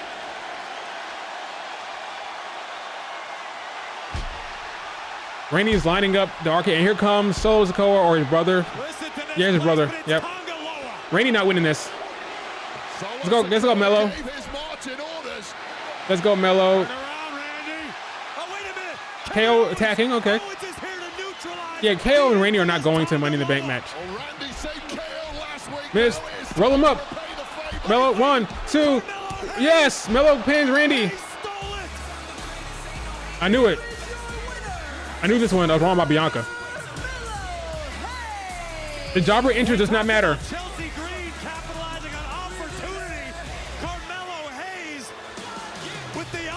He got pinned. Unlike Bianca, he got pinned. So what do we learn here, folks?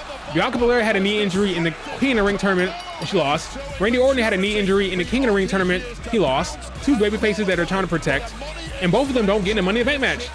Is he a trend here? if you are of a certain level, you know, you don't get in. No Bianca, no Randy Orton. Like the big stars don't get in the Money in the Bank match. You notice that? That's what I noticed. The top baby faces, the top established folk don't get in the match. Randy and Bianca Belair are being booked kind of similarly. Very similarly, they're being booked. You didn't notice that. Very similar booking for Bianca and Randy Orton. We've been inundated with cryptic, mysterious messages and riddles and QR codes. We're talking about the Wyatt Six. Different questions. Unfortunately for the WWE Universe, this past Monday on Raw, we received If Becky wasn't in last year, she was.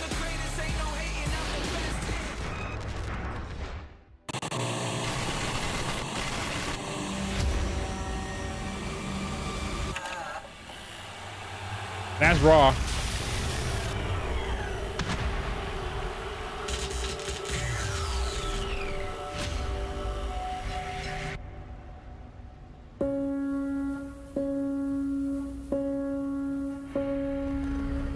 What a great moment this was.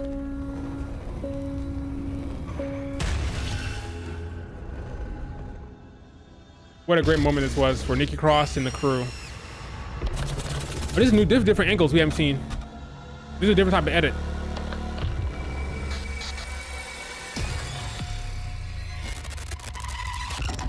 Oh, I love how they're cutting this together. This looks cool. Oh. Will they show up on SmackDown, folks? Will they show up on SmackDown?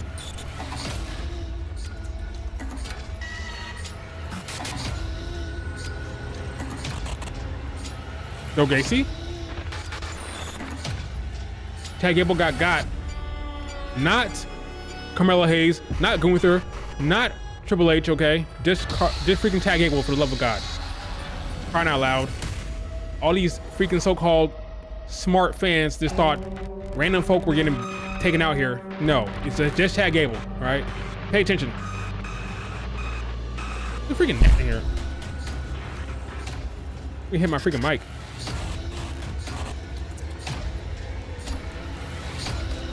Very cool here.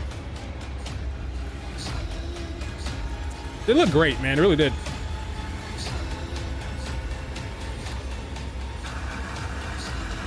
Will Alexa Bliss join the group? I think she will ultimately. But some people disagree with that. We're here.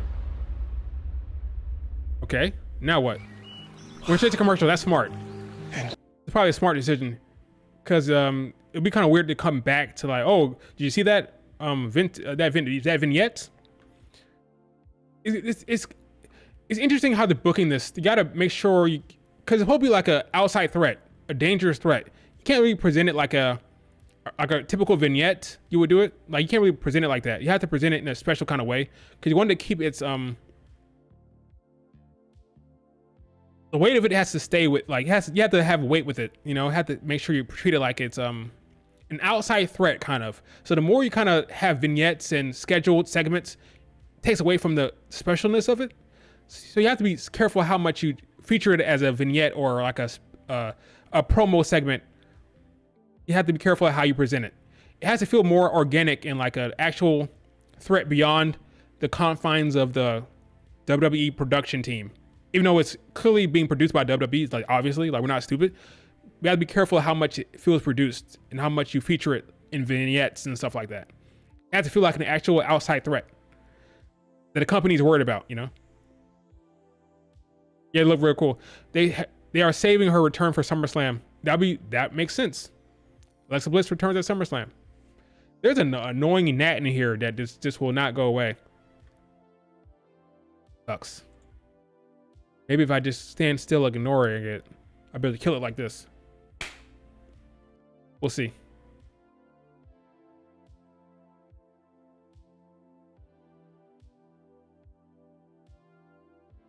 But a very good episode of SmackDown, minus Bianca Belair not going into the Money in the Bank match. Minus Bianca not being in the Money in the Bank match, it's been a very good SmackDown. She is from Ohio. That's true. OHIO. So that'd be a good time for her return in Ohio. Very good call. Very good call.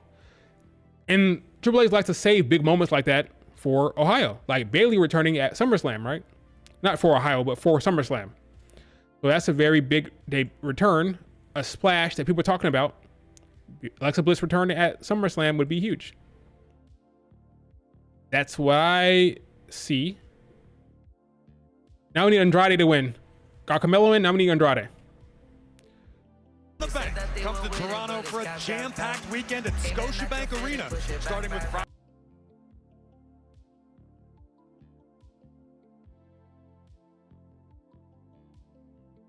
On Sunday, July 7th, tickets for Money in the Bank weekend are on sale now via Ticketmaster. Yeah, the jobber entrances are getting in. And we'd like to extend a special If you get an entrance, you're losing.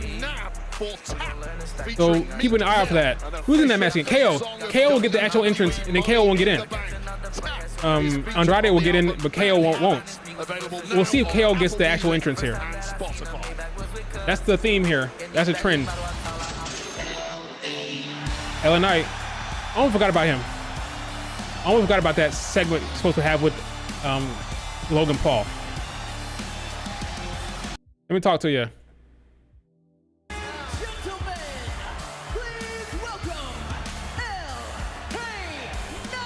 Yeah.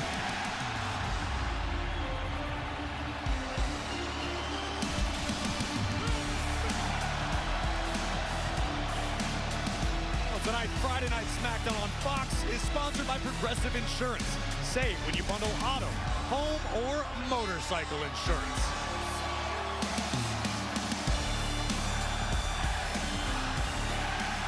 Bad news, I can't believe you kept your composure this well when the megastar's in the house. Well, let me talk to you. Had the life sucked out of them, seeing CM Punk get life beaten out of him. But only one man can get them all back on their feet, and it's the megastar. Yeah!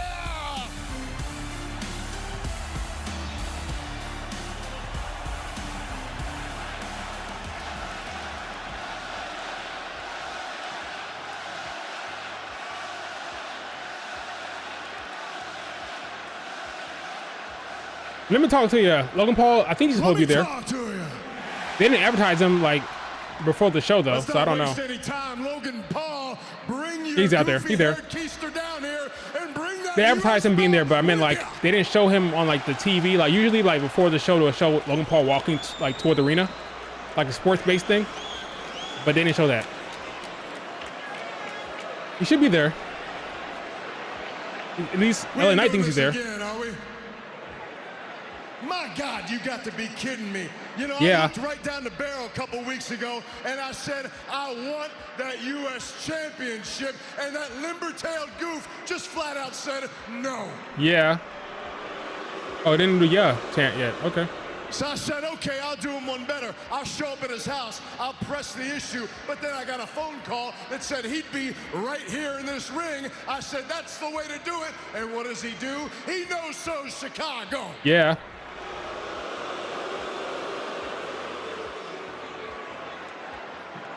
My man Tom is running out. You got to understand something. Next week, you can't run. Madison Square Garden. It's me, it's you, it's Santos Escobar. It ain't the match I want. I want to be me and you, U.S. Championship. Instead, we're qualifying for Money in the Bank, and that's got me thinking. What are you thinking about, LA? I start thinking, I beat you once. Next week, then I move on. Money in the Bank. I snatch the case. I come looking for you, and then double the pleasure, double the fun. Yeah. Yeah. So Logan Paul costing him. Hang on. Legato. LA Knight is not winning Money in the Bank. Okay, he's not winning it.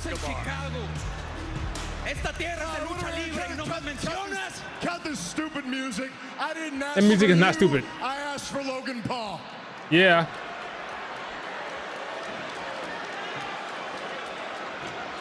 Cállate. Shut up. I don't need an invitation. I show up and I tell the truth. And the truth is, you must be delusional. You must be. You're out here running your mouth, chasing Logan Paul like a desperate Chicago fanboy. Yeah. It's embarrassing. Embarrassing. But let me wise you up. Next week, a deal with your icon, your idol, black screen for no your reason. guru, Logan Paul. You're dealing with me, Santos Escobar. You'd be wise to remember that. Well, you're clearly a fan favorite.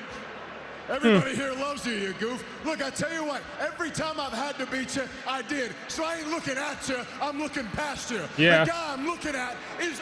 Oh, he's attacking him. Not about to be disrespected by Knight. So, that's embarrassing. Knight turns the tables. That's embarrassing. So LA Knight has a some. told you. As a matter of fact, I told Logan Paul, you can get beat Logan Paul's there. He's there. You gotta attack. He attacked him from behind. Logan Paul is a professional. He never no-shows. It's gonna be a great SummerSlam match, man.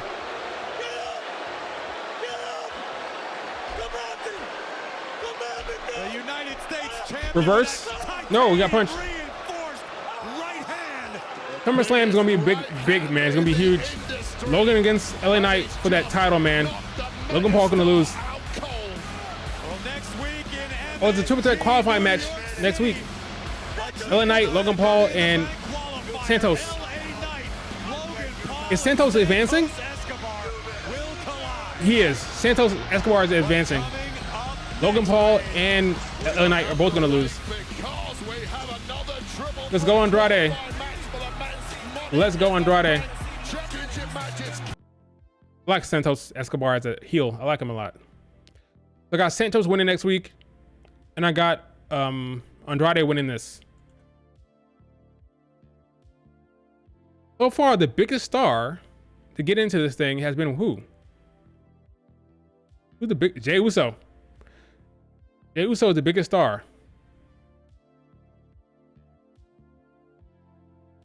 So who's in?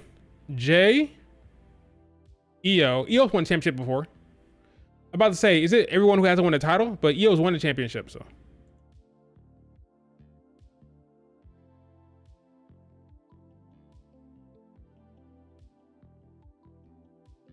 Very, very interesting. Yes, Logan Paul would drop the title of the LA Knight. I agree.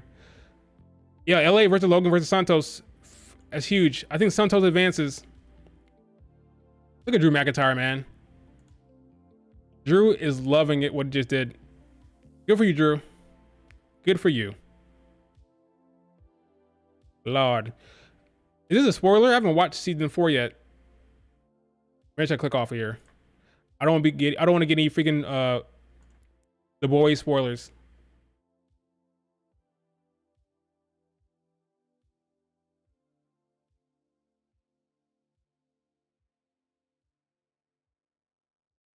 What? Chad Gable is cleared? In what world? Is this some type of Uncle Howdy trick?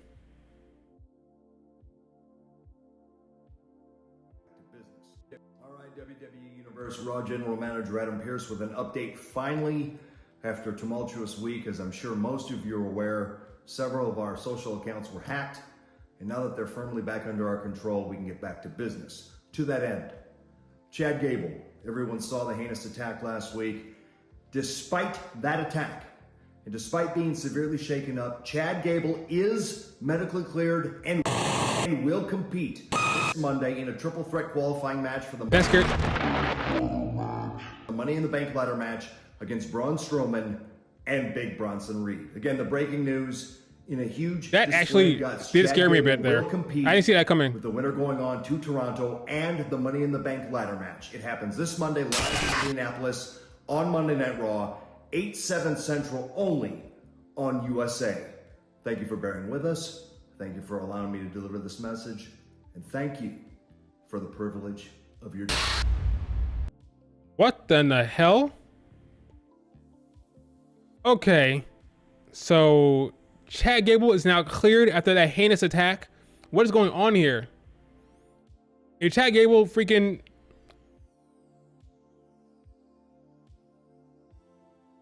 Has he been like... I don't know. Remember what happened to that damn psychiatrist? When that damn psychiatrist went missing? Now, Chad Gable did not go missing here.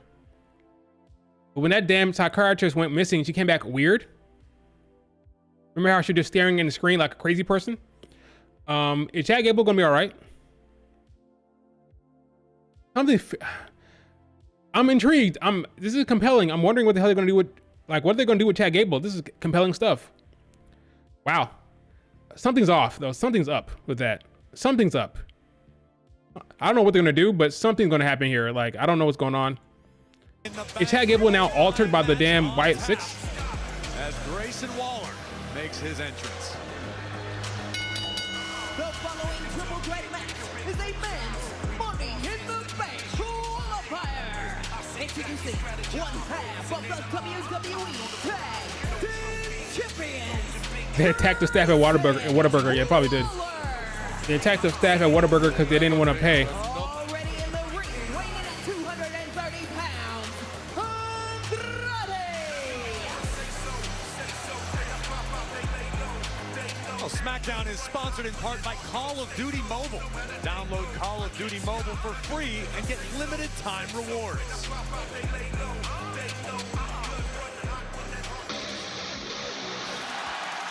So Andrade is the only person that did not get an entrance. Andrade's winning confirmed.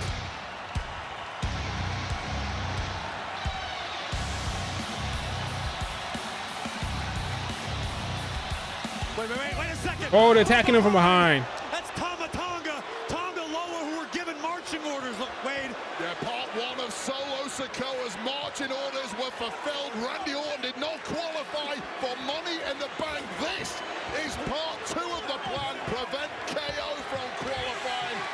Speaking of Orton. Oh, Randy Orton came out the chair. The Viper just ran off the infamous Tonga Loa and the right-hand man, Tonga, but the damage has been done, bad news. It's rare you don't see KO getting up quickly, grabbing that knee now. Well, now Chad Gable has, I'm worried about Chad Gable. Now Kevin Owens has an injury angle. So that's how they're protecting Kevin. So they protected Randy Orton by having, like, you know, the bloodline get involved. Now they're protecting KO with this injury angle. Fight, Owens, fight. Here we go. Remember, I see what you're doing beyond Triple H. I see what you're doing, Triple H. I see it. Oh, Andrade almost went right out the gate. Andrade is the reigning WWE Let's go, Speed Champion. Andrade. Let's go. For the fastest match on the platform, and now El Idolo diving to the outside to take out Waller. Careful, Andrade. From Andrade is why he is so good at WWE Speed, but Grayson Waller bouncing back, and now the Aussie icon doing damage. Oh, sliding. Wop. Big clothesline takes down Andrade. That's a commercial break, I think. Kevin Owens seems to be hobbling a Senton. little. Delivers a hellacious senton on the outside. Kevin Owens is feeling injured. Oh, wow. Kevin Owens is not in a good way. That leg is in pain for sure. He's not winning this. It doesn't bode well, but he's trying to finish it. KO chants are loud. Andrade getting involved here. Come on, Andrade, you got this. Kevin Owens, a superstar who just simply does not understand the meaning of the word quit. Good Lord. That chop from Andrade just echoed throughout the All-State Arena. Big time chop from Andrade. Andrade is a man who has been in demand lately, and for good reason. He is bloody good. Andrade getting his ass kicked. Recover, Andrade. Oh. Clothesline into the ring. Kick that injured leg. Suplex. No way. Punch to the gut. Punch to the gut. Punch to the gut. Firebomb. No, reverse. He's going over. Yep. Hit held into the rope. Good call. Andrade. Oh. Oh. Powerbomb to the outside. Commercial break here. Probably, right? What a spot. Yep, commercial break. SmackDown's been great. Very good SmackDown. SmackDown's cooking, man. It needed to bring over that Drew CM Punk storyline to help give SmackDown a little kick. That was beautiful, it was. Yeah, but that Chad Gable storyline is something that doesn't sit right. Something's going on here. I'm not saying Chad Gable is now altered or changed by the Wyatt Six, but I would not be surprised. Like, I don't buy that he's healthy and ready to go, despite what happened last week. They did it for a reason. They did this for a reason, right? They had him replaced by Ilya. And then they said, nope, psych, he's ready to go. Something's up. Something's going on here. We'll see what happens Monday Raw. But I'm intrigued. Again, I'm intrigued. This is good stuff, man. WWE is really cooking. I'm interested in all this stuff. So, who does Jade face in qualifiers? Piper Niven and Blair Davenport? Or Piper Niven and Naomi? Nah, that'd be weird. Probably not Naomi. Blair, Piper Niven, Jade. Blair, Piper Niven, Jade. Honestly, at this point, nothing would surprise me if Jade Cargill didn't get in. If Bianca can take L's, Jade Cargill can take L's as well. So maybe Piper gets pinned by Blair. Never know, man. I don't know.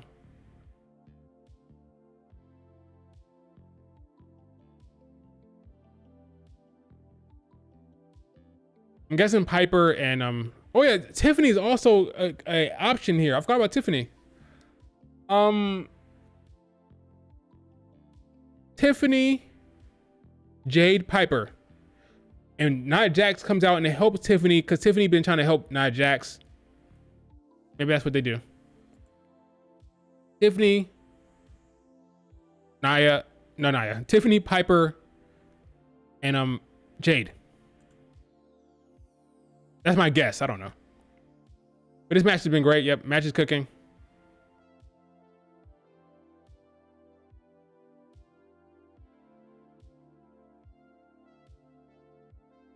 But a really good, intriguing SmackDown, man. Really good stuff. WWE is hot and intriguing and interesting, and I love it.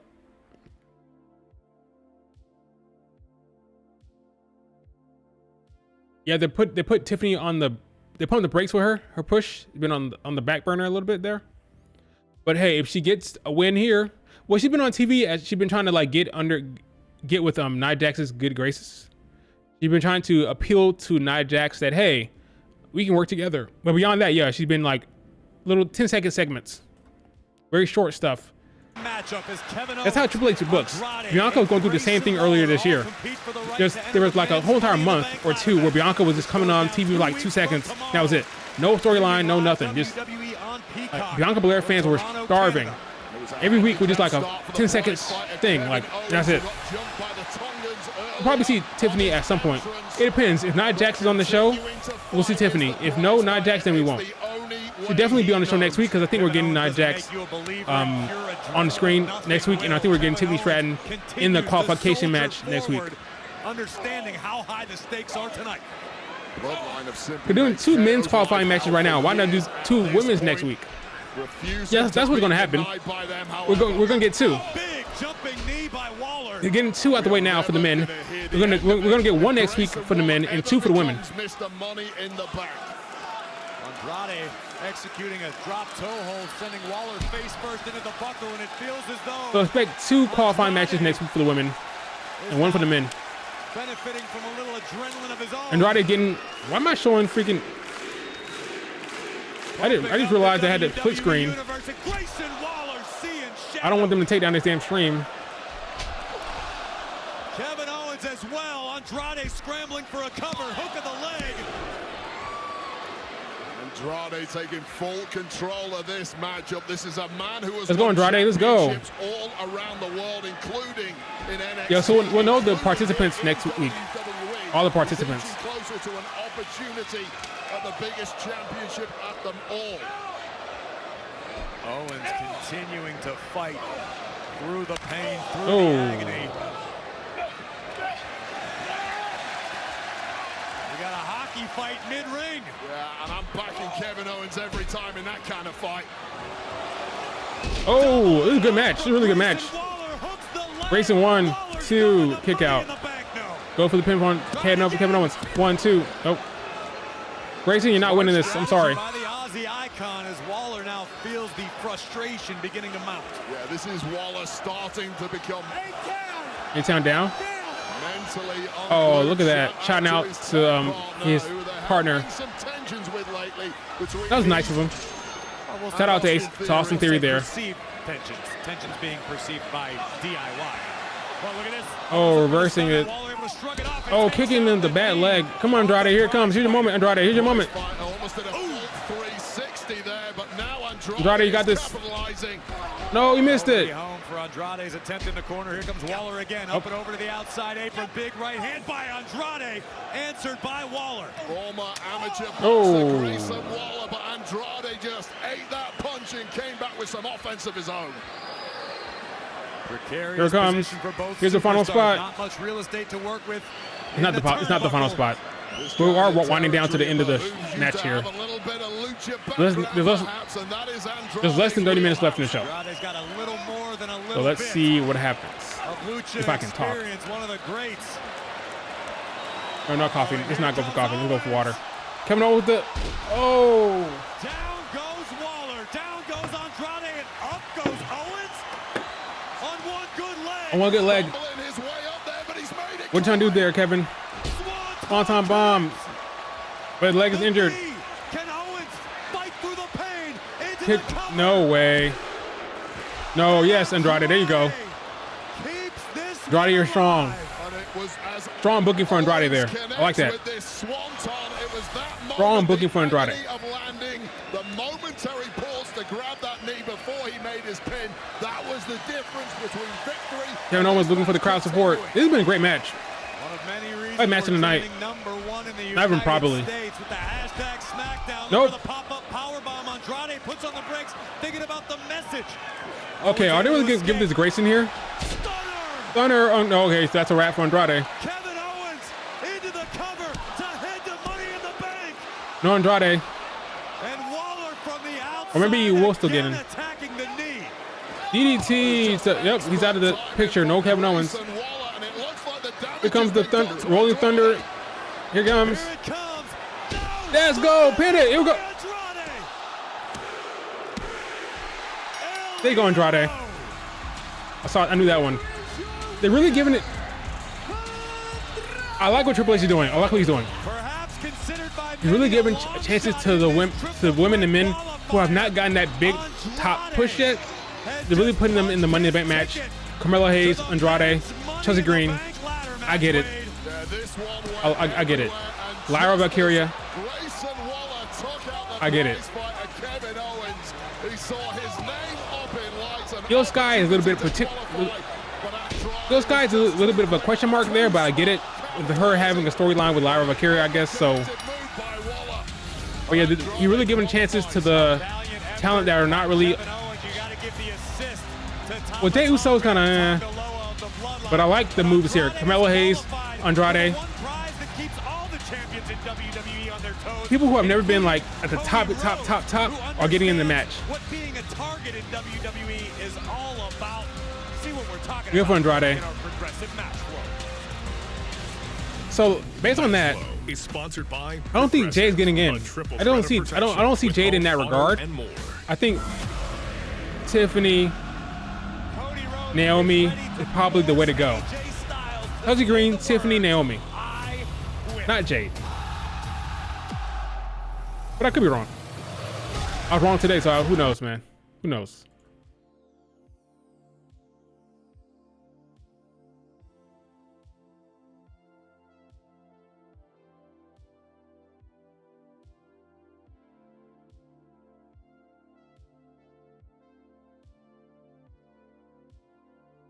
Yeah, but that was a smooth transition that Andrade did at the finisher there. That was really cool. Really cool, smooth transition there. Happy for Andrade. Really cool finisher there. Yeah, something's up with that freaking Chad Gable thing, man. Something is up. I don't buy it. Don't trust it.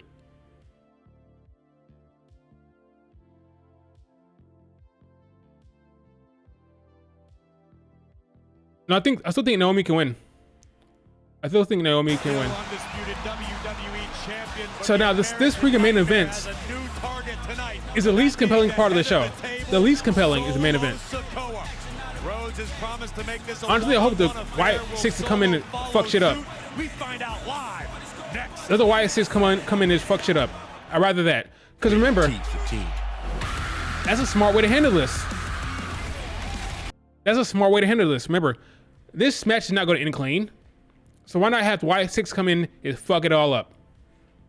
Do that. I don't want to see this match end clean. This match is not going to end clean anyway. I don't want to see the Bloodline come in and interfere again.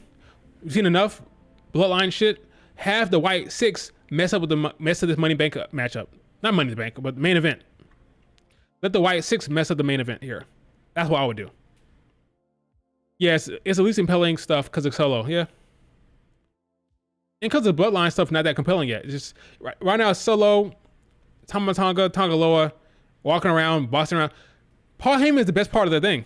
He's the best part of the Bloodline stuff right now. Paul Heyman, he's killing it. But that's it. When Paul Heyman's not there, it's just these three dudes that I don't care about. So when Paul Heyman is the best thing going, probably not doing the best work here. But I'm hoping that something compelling happens because I don't want to see a long Solo Sikoa Cody Rhodes match that I know is not going to end in an actual clean finish anyway. So might as well have the lights go out black, let everything shut down, let the Wyatt Six come in and fuck shit up. Do that. At least that would be like a nice like what word I want to use? A nice bow on this SmackDown because nothing else is gonna be interesting. Like who cares if who cares if Cody Rhodes has a plan for Solo Sikoa's antics? Who cares? It's just the same old rundown from the Bloodline and I got backup or got some other bullshit. Like who cares? Let's have the Wyatt Six shit pop up here. Oh yeah, Jimmy. That's a good point. Trademark. If he has a plan, he said he has the plan, right? Jimmy Uso showing up would be actual like, that would actually be a legitimate like whoa moment, you know? If Jimmy popped up. But beyond that, I don't care. If not Jimmy, this would be a good spot for Jimmy though. Cause he said he had a plan. He said, Randy Orton and KO asked him, do you need help? And he said, no, I have a plan. So if the plan is Jimmy Uso is there, that could work well. I would not hate that. I wouldn't hate it. But I'd rather have the Wyatt Six pop up. Let's see what Twitter's saying. Brooke Jensen is wrestling in indie shows to sell his free agency. I hope this whole Brooke Jensen shit works out for him. I really do.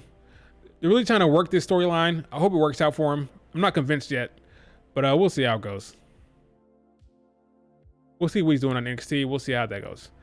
What else we got? Let's go to following. Yep, Chelsea Green qualified, Melo qualified, Andrade qualified. Yep. That's what happened. Chad Gable, what the hell? What is Chad Gable doing?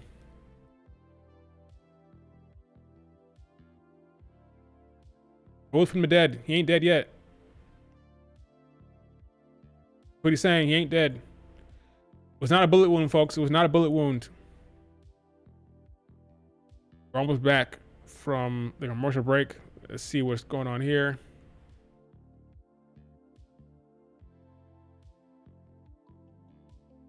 Same old, same old.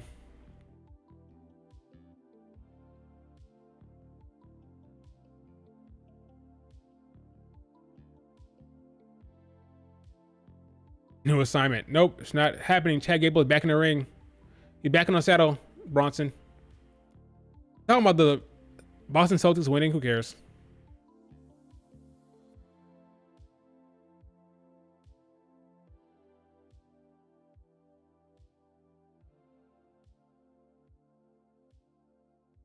All right, let's go back to SmackDown, I guess. Boston Celtics. Chris Cass Porzingis is walking around with the WWE title around his waist. Michin. Aww. Tiffany. Like someone could handle the pressure. Unlike you, I actually have what it takes to win my qualifying match next week and then go to Money in the Bank. At least I'm not crawling to Nia Jax for protection. Slap. Oh. Oh. Oh, Nia Jax's got her back. Nia Jax's helping her now.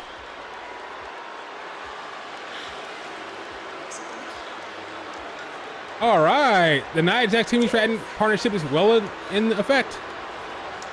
We got it. The Tiffany Nia Jax. Jade versus Candice LeRae versus Tiffany Stratton. Candice LeRae and Tiffany Stratton will compete in a Tiffany. in the Bank qualifying triple threat. Tiffany, I think I win that one. Blair, Naomi, Indy Hartwell. Naomi, you're going through. So Naomi wins this match. I think Tiffany gets in. It could be Jade. It could be. I mean, I wouldn't put anything past him right now, but I think that would just be stupid to have Jade in there but not Bianca. Bianca's the one you want in that type of match. She can lead. She can keep people safe. She can do great spots. I think Jade doesn't get in. I think Bianca and Jade both lose. And Tiffany gets in. Earlier tonight, CM Punk was brutally attacked by Drew McIntyre. I tried to get a word with Drew, but all he said was, "I will see you on Monday." Now, we're not So he didn't sure quit. how this He attack lied. will affect CM Punk's recovery, We'll see but what Drew we do McIntyre know on Raw. is that he will be staying overnight at a local hospital for further evaluation.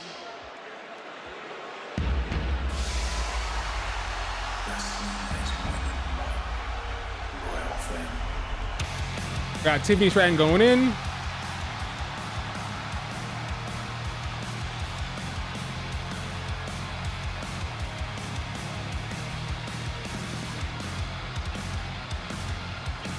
Adrenaline in my soul. Something, Cody Rhodes. Yep, Candice already taking the pin regardless. Yep, it's Candice taking the pin. Yep, Candice and Indy. You got it. Now, with this existing...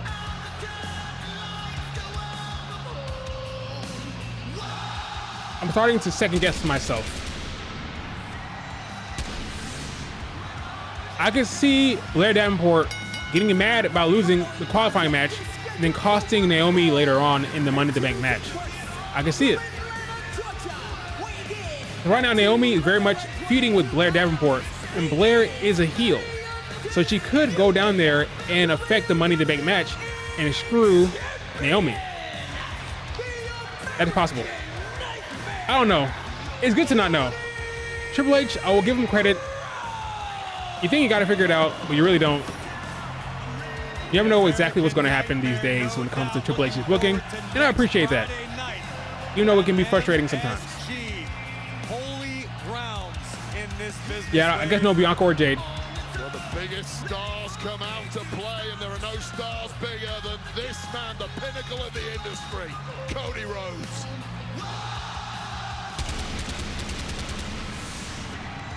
You can see the fire in the American Nightmare's eyes tonight. Cody Rhodes is looking. Let's go with this match. You got 15 minutes left. Wow, short. This is not gonna be very long at all. Got 15 minutes left. Got 15 minutes left in SmackDown. Not much in the show going forward, so we'll see how this goes. A lot of shenanigans, folks. A lot of shenanigans. The Triple H is unpredictable with the women, especially. He is unpredictable. I'll give him that. Not Vince. It's not Vince whatsoever. So we'll see what happens. Lyra Valkyria is getting in the Money in the Bank match for sure. Then again, I won't say for sure because you never know with Triple H, but I think Lyra Valkyria is getting in. Yep. Nia Jax is helping Tiffany Stratton next week. So.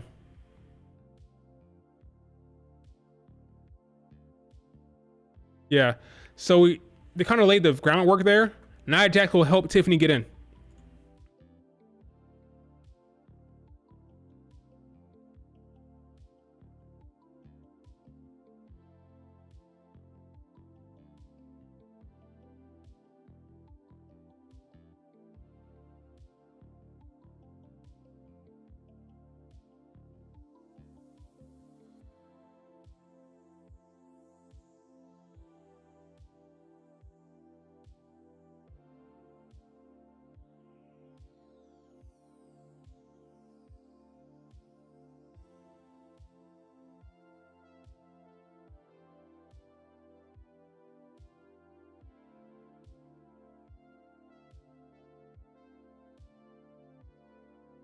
Remember months ago when I said that Tiffany and Nia Jax would be in the tag team?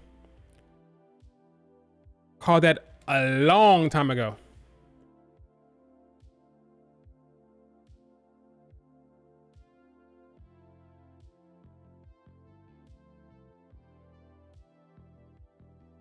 It'll be like a 10-minute segment to close the show here. Like I said, it won't be a legitimate match. I'm hoping it's Wyatt 6 stuff. Let's bring in the Wyatt 6 here to close the show.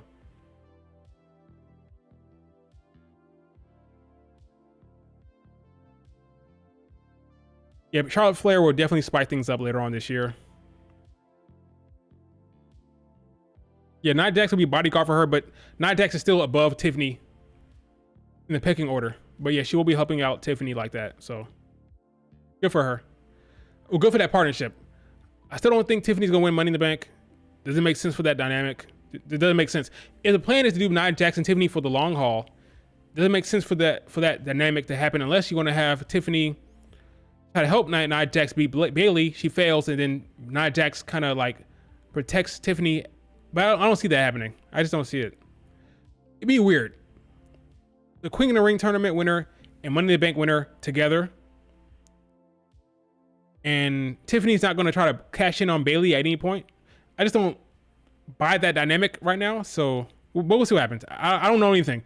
Triple H is unpredictable. Tiffany might win. I don't know anymore. I'm conceding, folks. I don't know how this is going to go. Yeah, she was in the backstage watching Bianca wrestle. You're watching the triple threat match. And then Blair Davenport came in to talk shit. So Blair talking shit to Bayley and Naomi.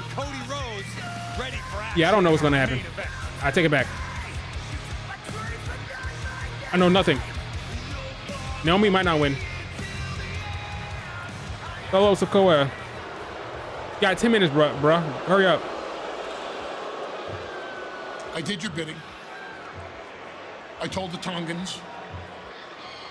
They took care of business just like I did your bidding. Solo, you're breaking commandments. Before Roman got on his jet after WrestleMania, there were several things that he said to me. He agreed that CM Punk was hands-off. CM Punk is very personal to me. And Cody Rhodes is not something that you're supposed to handle.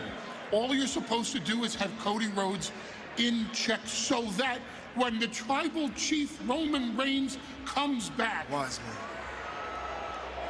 Solo Sikoa is the tribal chief, man. You're not listening. You do want to get jumped? I hate to be the one to tell you this. Roman not coming back. Because I love you. But Roman, he's not coming back. He definitely will. But I saw that line coming. But no Roman Reigns coming back. He's coming back for sure at SummerSlam. The Lyra hate from the Joshi stands when she beats Kairi Sane. Bayley was barely on the show, but she was there. Had a little backstage segment with Blair Davenport.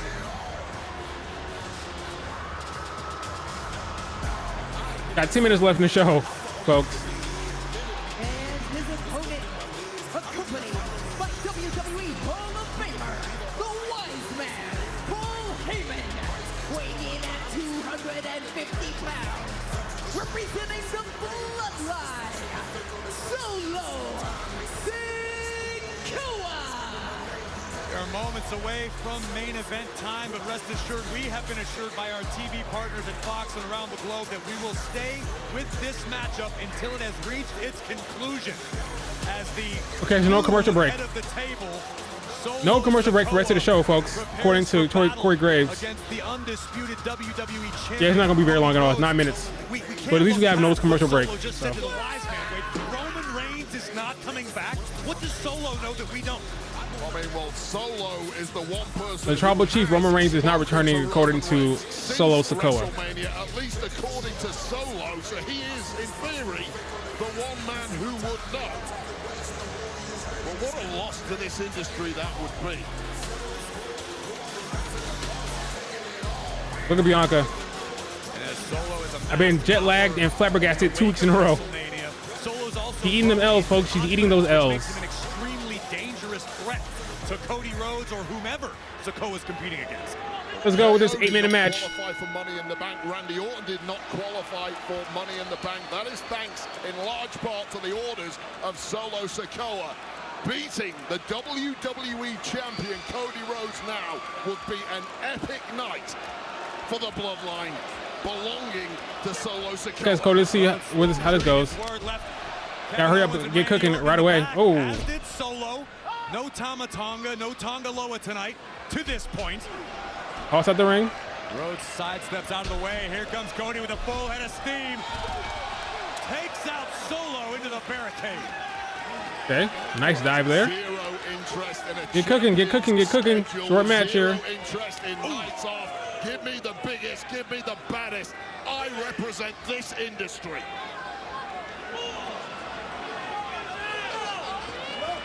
Rhodes able to reverse the power of Solo. Oh, light went out. As damaging as hitting those. Oh, it does that for some reason. Into the damn staircase. That kind of punishment like Solo Sikoa. Into the other stairs. That was the point. Wow. So when are we gonna get the shenanigans? When will be the other people coming down here? Is Jimmy Uso gonna pop up here? I'm not entirely sure. Cody Rhodes isn't. Here's a question: Jimmy Uso or Wyatt Six shenanigans? What is it going to be? Jimmy or Wyatt Six? That's the type of mode Cody's going to need to exist in tonight. Here comes Tama Tonga and Tonga Loa. Yep. Match's over. Yep. DQ. Now let's see what happens the rest of this match. That was pretty obvious. Now what happens? Where's Jimmy Uso? Tonga, the infamous Tonga Loa, Jimmy? doing the bidding of the new head of the table. I mean, it was a set of... Randy Orton, okay. But that wasn't part of the plan. Like he said, they're going to be... He told him to stay back there. He has a plan. What's the plan? What's the plan, Cody? Well, they aided the American Nightmare after his What was the match at plan? Clash at the Castle, and they're doing it again tonight, thankfully. Okay. Game has been Got neutralized yet again. 6 minutes left. Orton and Owens, despite competing earlier, despite being banged up, standing Randy Orton's about to... Oh, RKO. What was the plan? If you're Cody Rhodes, you could not have two better aces up your sleeve to have your back. Okay. Than KO. Solo's Cole by himself. And I think reality Is Tala Longo coming in? Is Tala Longo coming here? Is his other... Yeah, something else going to happen here. What's the turn? Where's the turn? Watch your back, fool. Is it Jacob Fatu? Oh my God, Wade! Who is it? The rumors are true! You know who that is? It's Jacob. That's Jacob Fatu! He's a heel. He's here. Now we're cooking. Oh my God! The talented one is here. The talented one is here, folks. Jacob Fatu's here. Jacob Fatu! Jacob Fatu is here, folks. Jacob Fatu. Now we're cooking. The best wrestler of them all is here. I'm gonna cook that damn thing. Holy shit chance. The same ones want nothing to do with. He just put Orton into the barricade! Jacob Fatu is here, folks. This SOB ain't fit for public consumption. Watch it. I'm telling you, Wade. You don't have to tell me twice, Corey.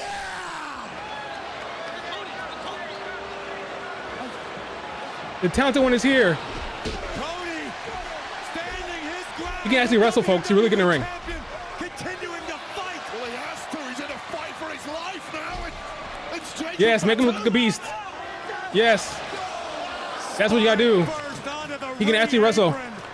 This guy is as lawless as can be. Solo, what have you done? What sort of hell has been unleashed on Friday night? This is the one. This is the match. Give me Jacob Fatu against Cody Rhodes at SummerSlam. This is it. The risk with Jacob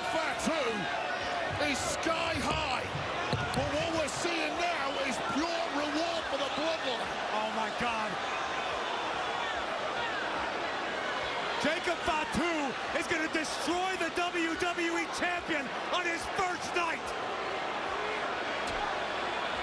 No.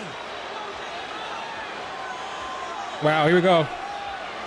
Be careful, Jacob. Be careful. Oh, he did it. Good job.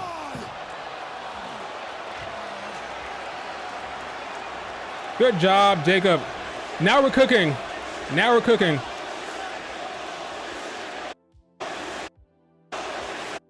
Let's go. This is the match. Jacob Fatu against Cody Rhodes. Let's go. He should be the leader. He's the talented one. Wow, we're here. Let's go. We're here. This is the guy. This is the guy, folks. Jacob Fatu. Destroyed Cody Rhodes. Even they didn't see this coming. Tonga Lower didn't see this coming. Cut the black. He's a talented one, folks. What an end to SmackDown. Let's go. Judgment Day is finally Judgment Day. Wrong show. Wrong faction. The Bloodline is finally cooking, folks. The Bloodline. We have the actual talented Bloodline member, the one we're waiting for. Look at this guy on YouTube. Look at his matches. The man can cook in the ring. He can cook on the mic. He is great. Athletic. As all get out. Talented. This is the guy we've been waiting for. Now we are cooking with the Bloodline. Jacob Fatu is here, folks. Wow. Wow. Okay. So, we're still waiting for Talalonga, however you say his name. The other guy, the taller one, okay? The tall guy. But Jacob Fatu is what we've been waiting for. That's what I've been waiting for. He can actually wrestle in the ring. Very talented. He's the superstar here. He should be leading this damn thing. It should be him. Jacob Fatu against Cody Rhodes is the match we've been wanting to see. I want to see. That's the match you build to. You don't have Jacob Fatu, because see the problem with Solo Sikoa, he's taking losses. We've seen him get his ass kicked by Cody Rhodes time and time again. He's lost. Jacob Fatu is the champion, or the warrior rather, that we have not taken a loss yet on WWE. He's protected. Build him up as a superstar, a real threat, then have him go up against Cody Rhodes. That's what you do. Jacob against Cody at SummerSlam. Cinema. He has the aura. Yes, he has the aura. That's the match. That is the SummerSlam match. Oh boy, I can't believe we finally got Jacob Fatu. Let's go. He's the one, folks. He's the one.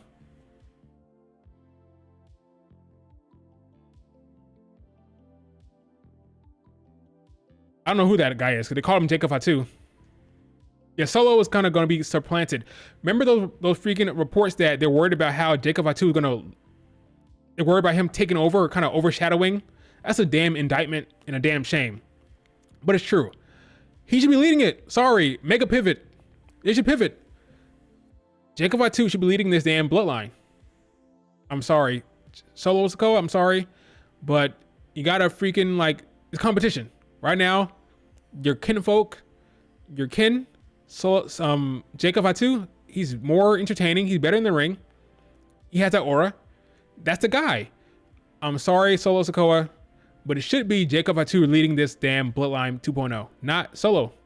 Will they actually pull the trigger and pivot? I don't know, but he's the guy. He is the guy.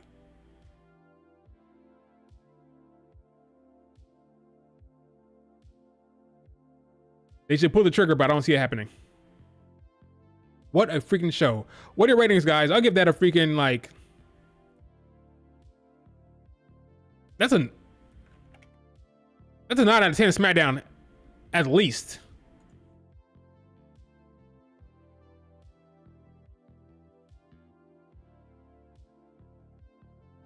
Yeah, that was good, man. At least 9.9 out of 10.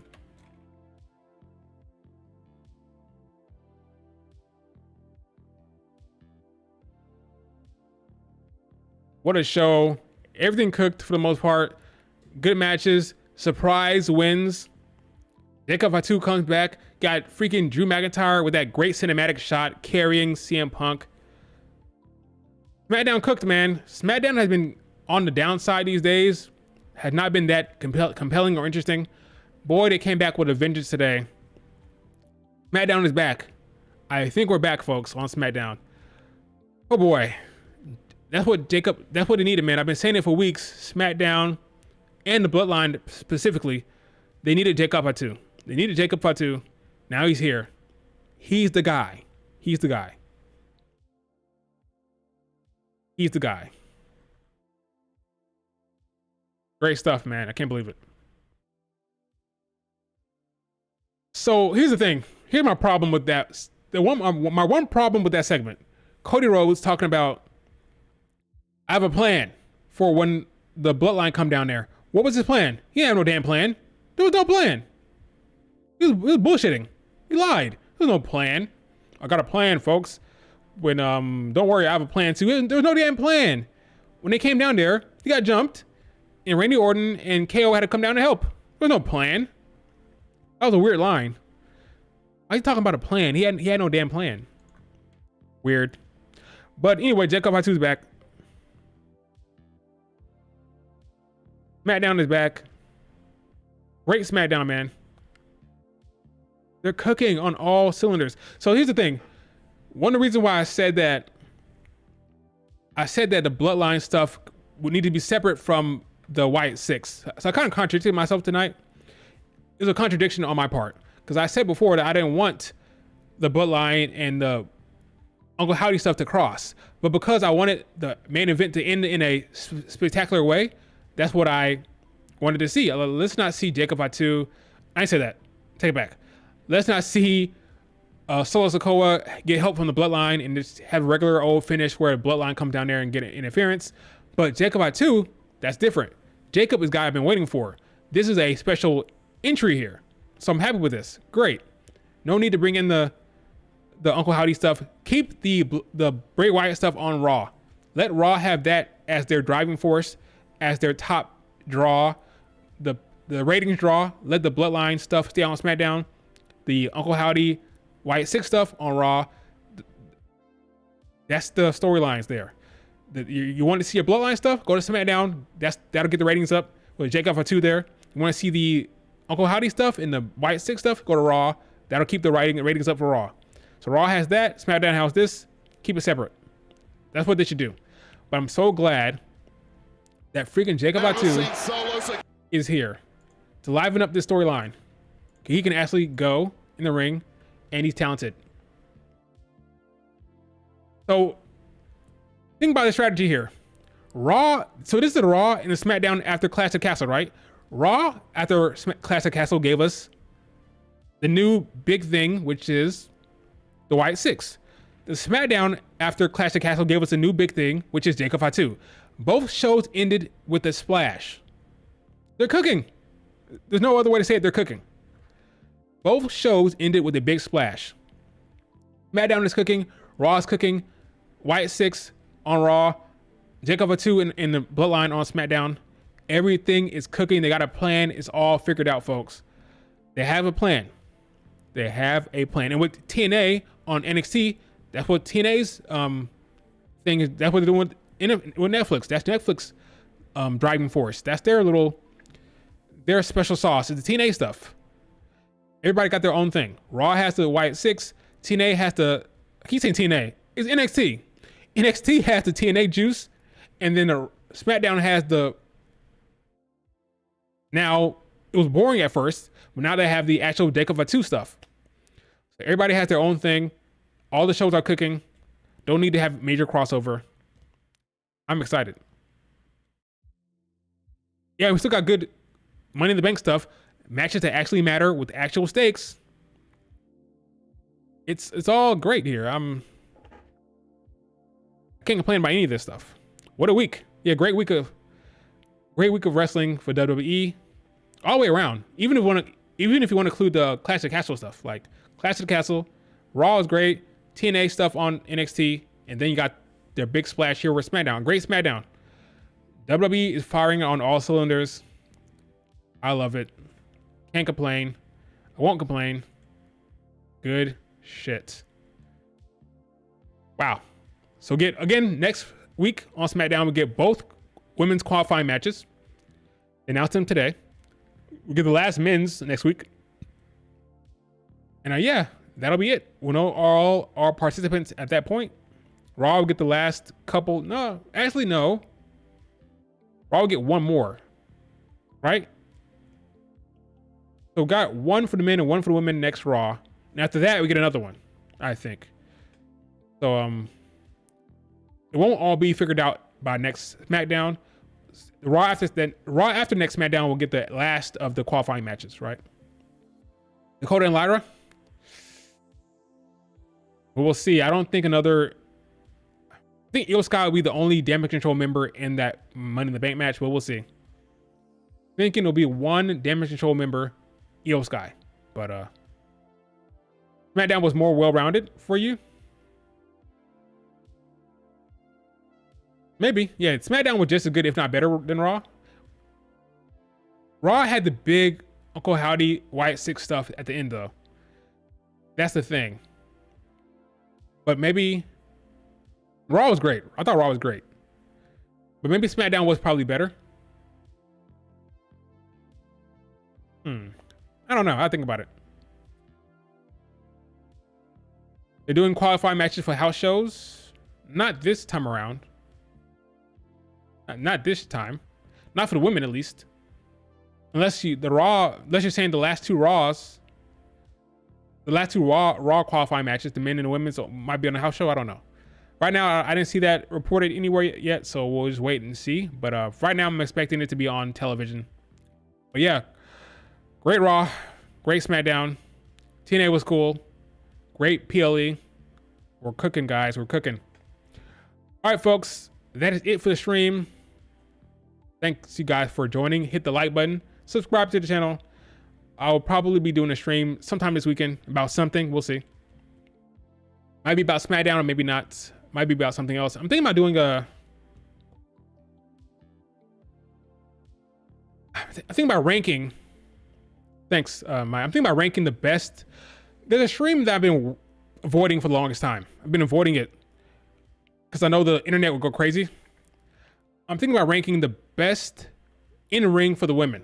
Like doing a ranking from S tier, A tier, B tier, C tier, D tier for the women. Strictly basing it off of in ring for the WWE. Strictly basing it off of in ring.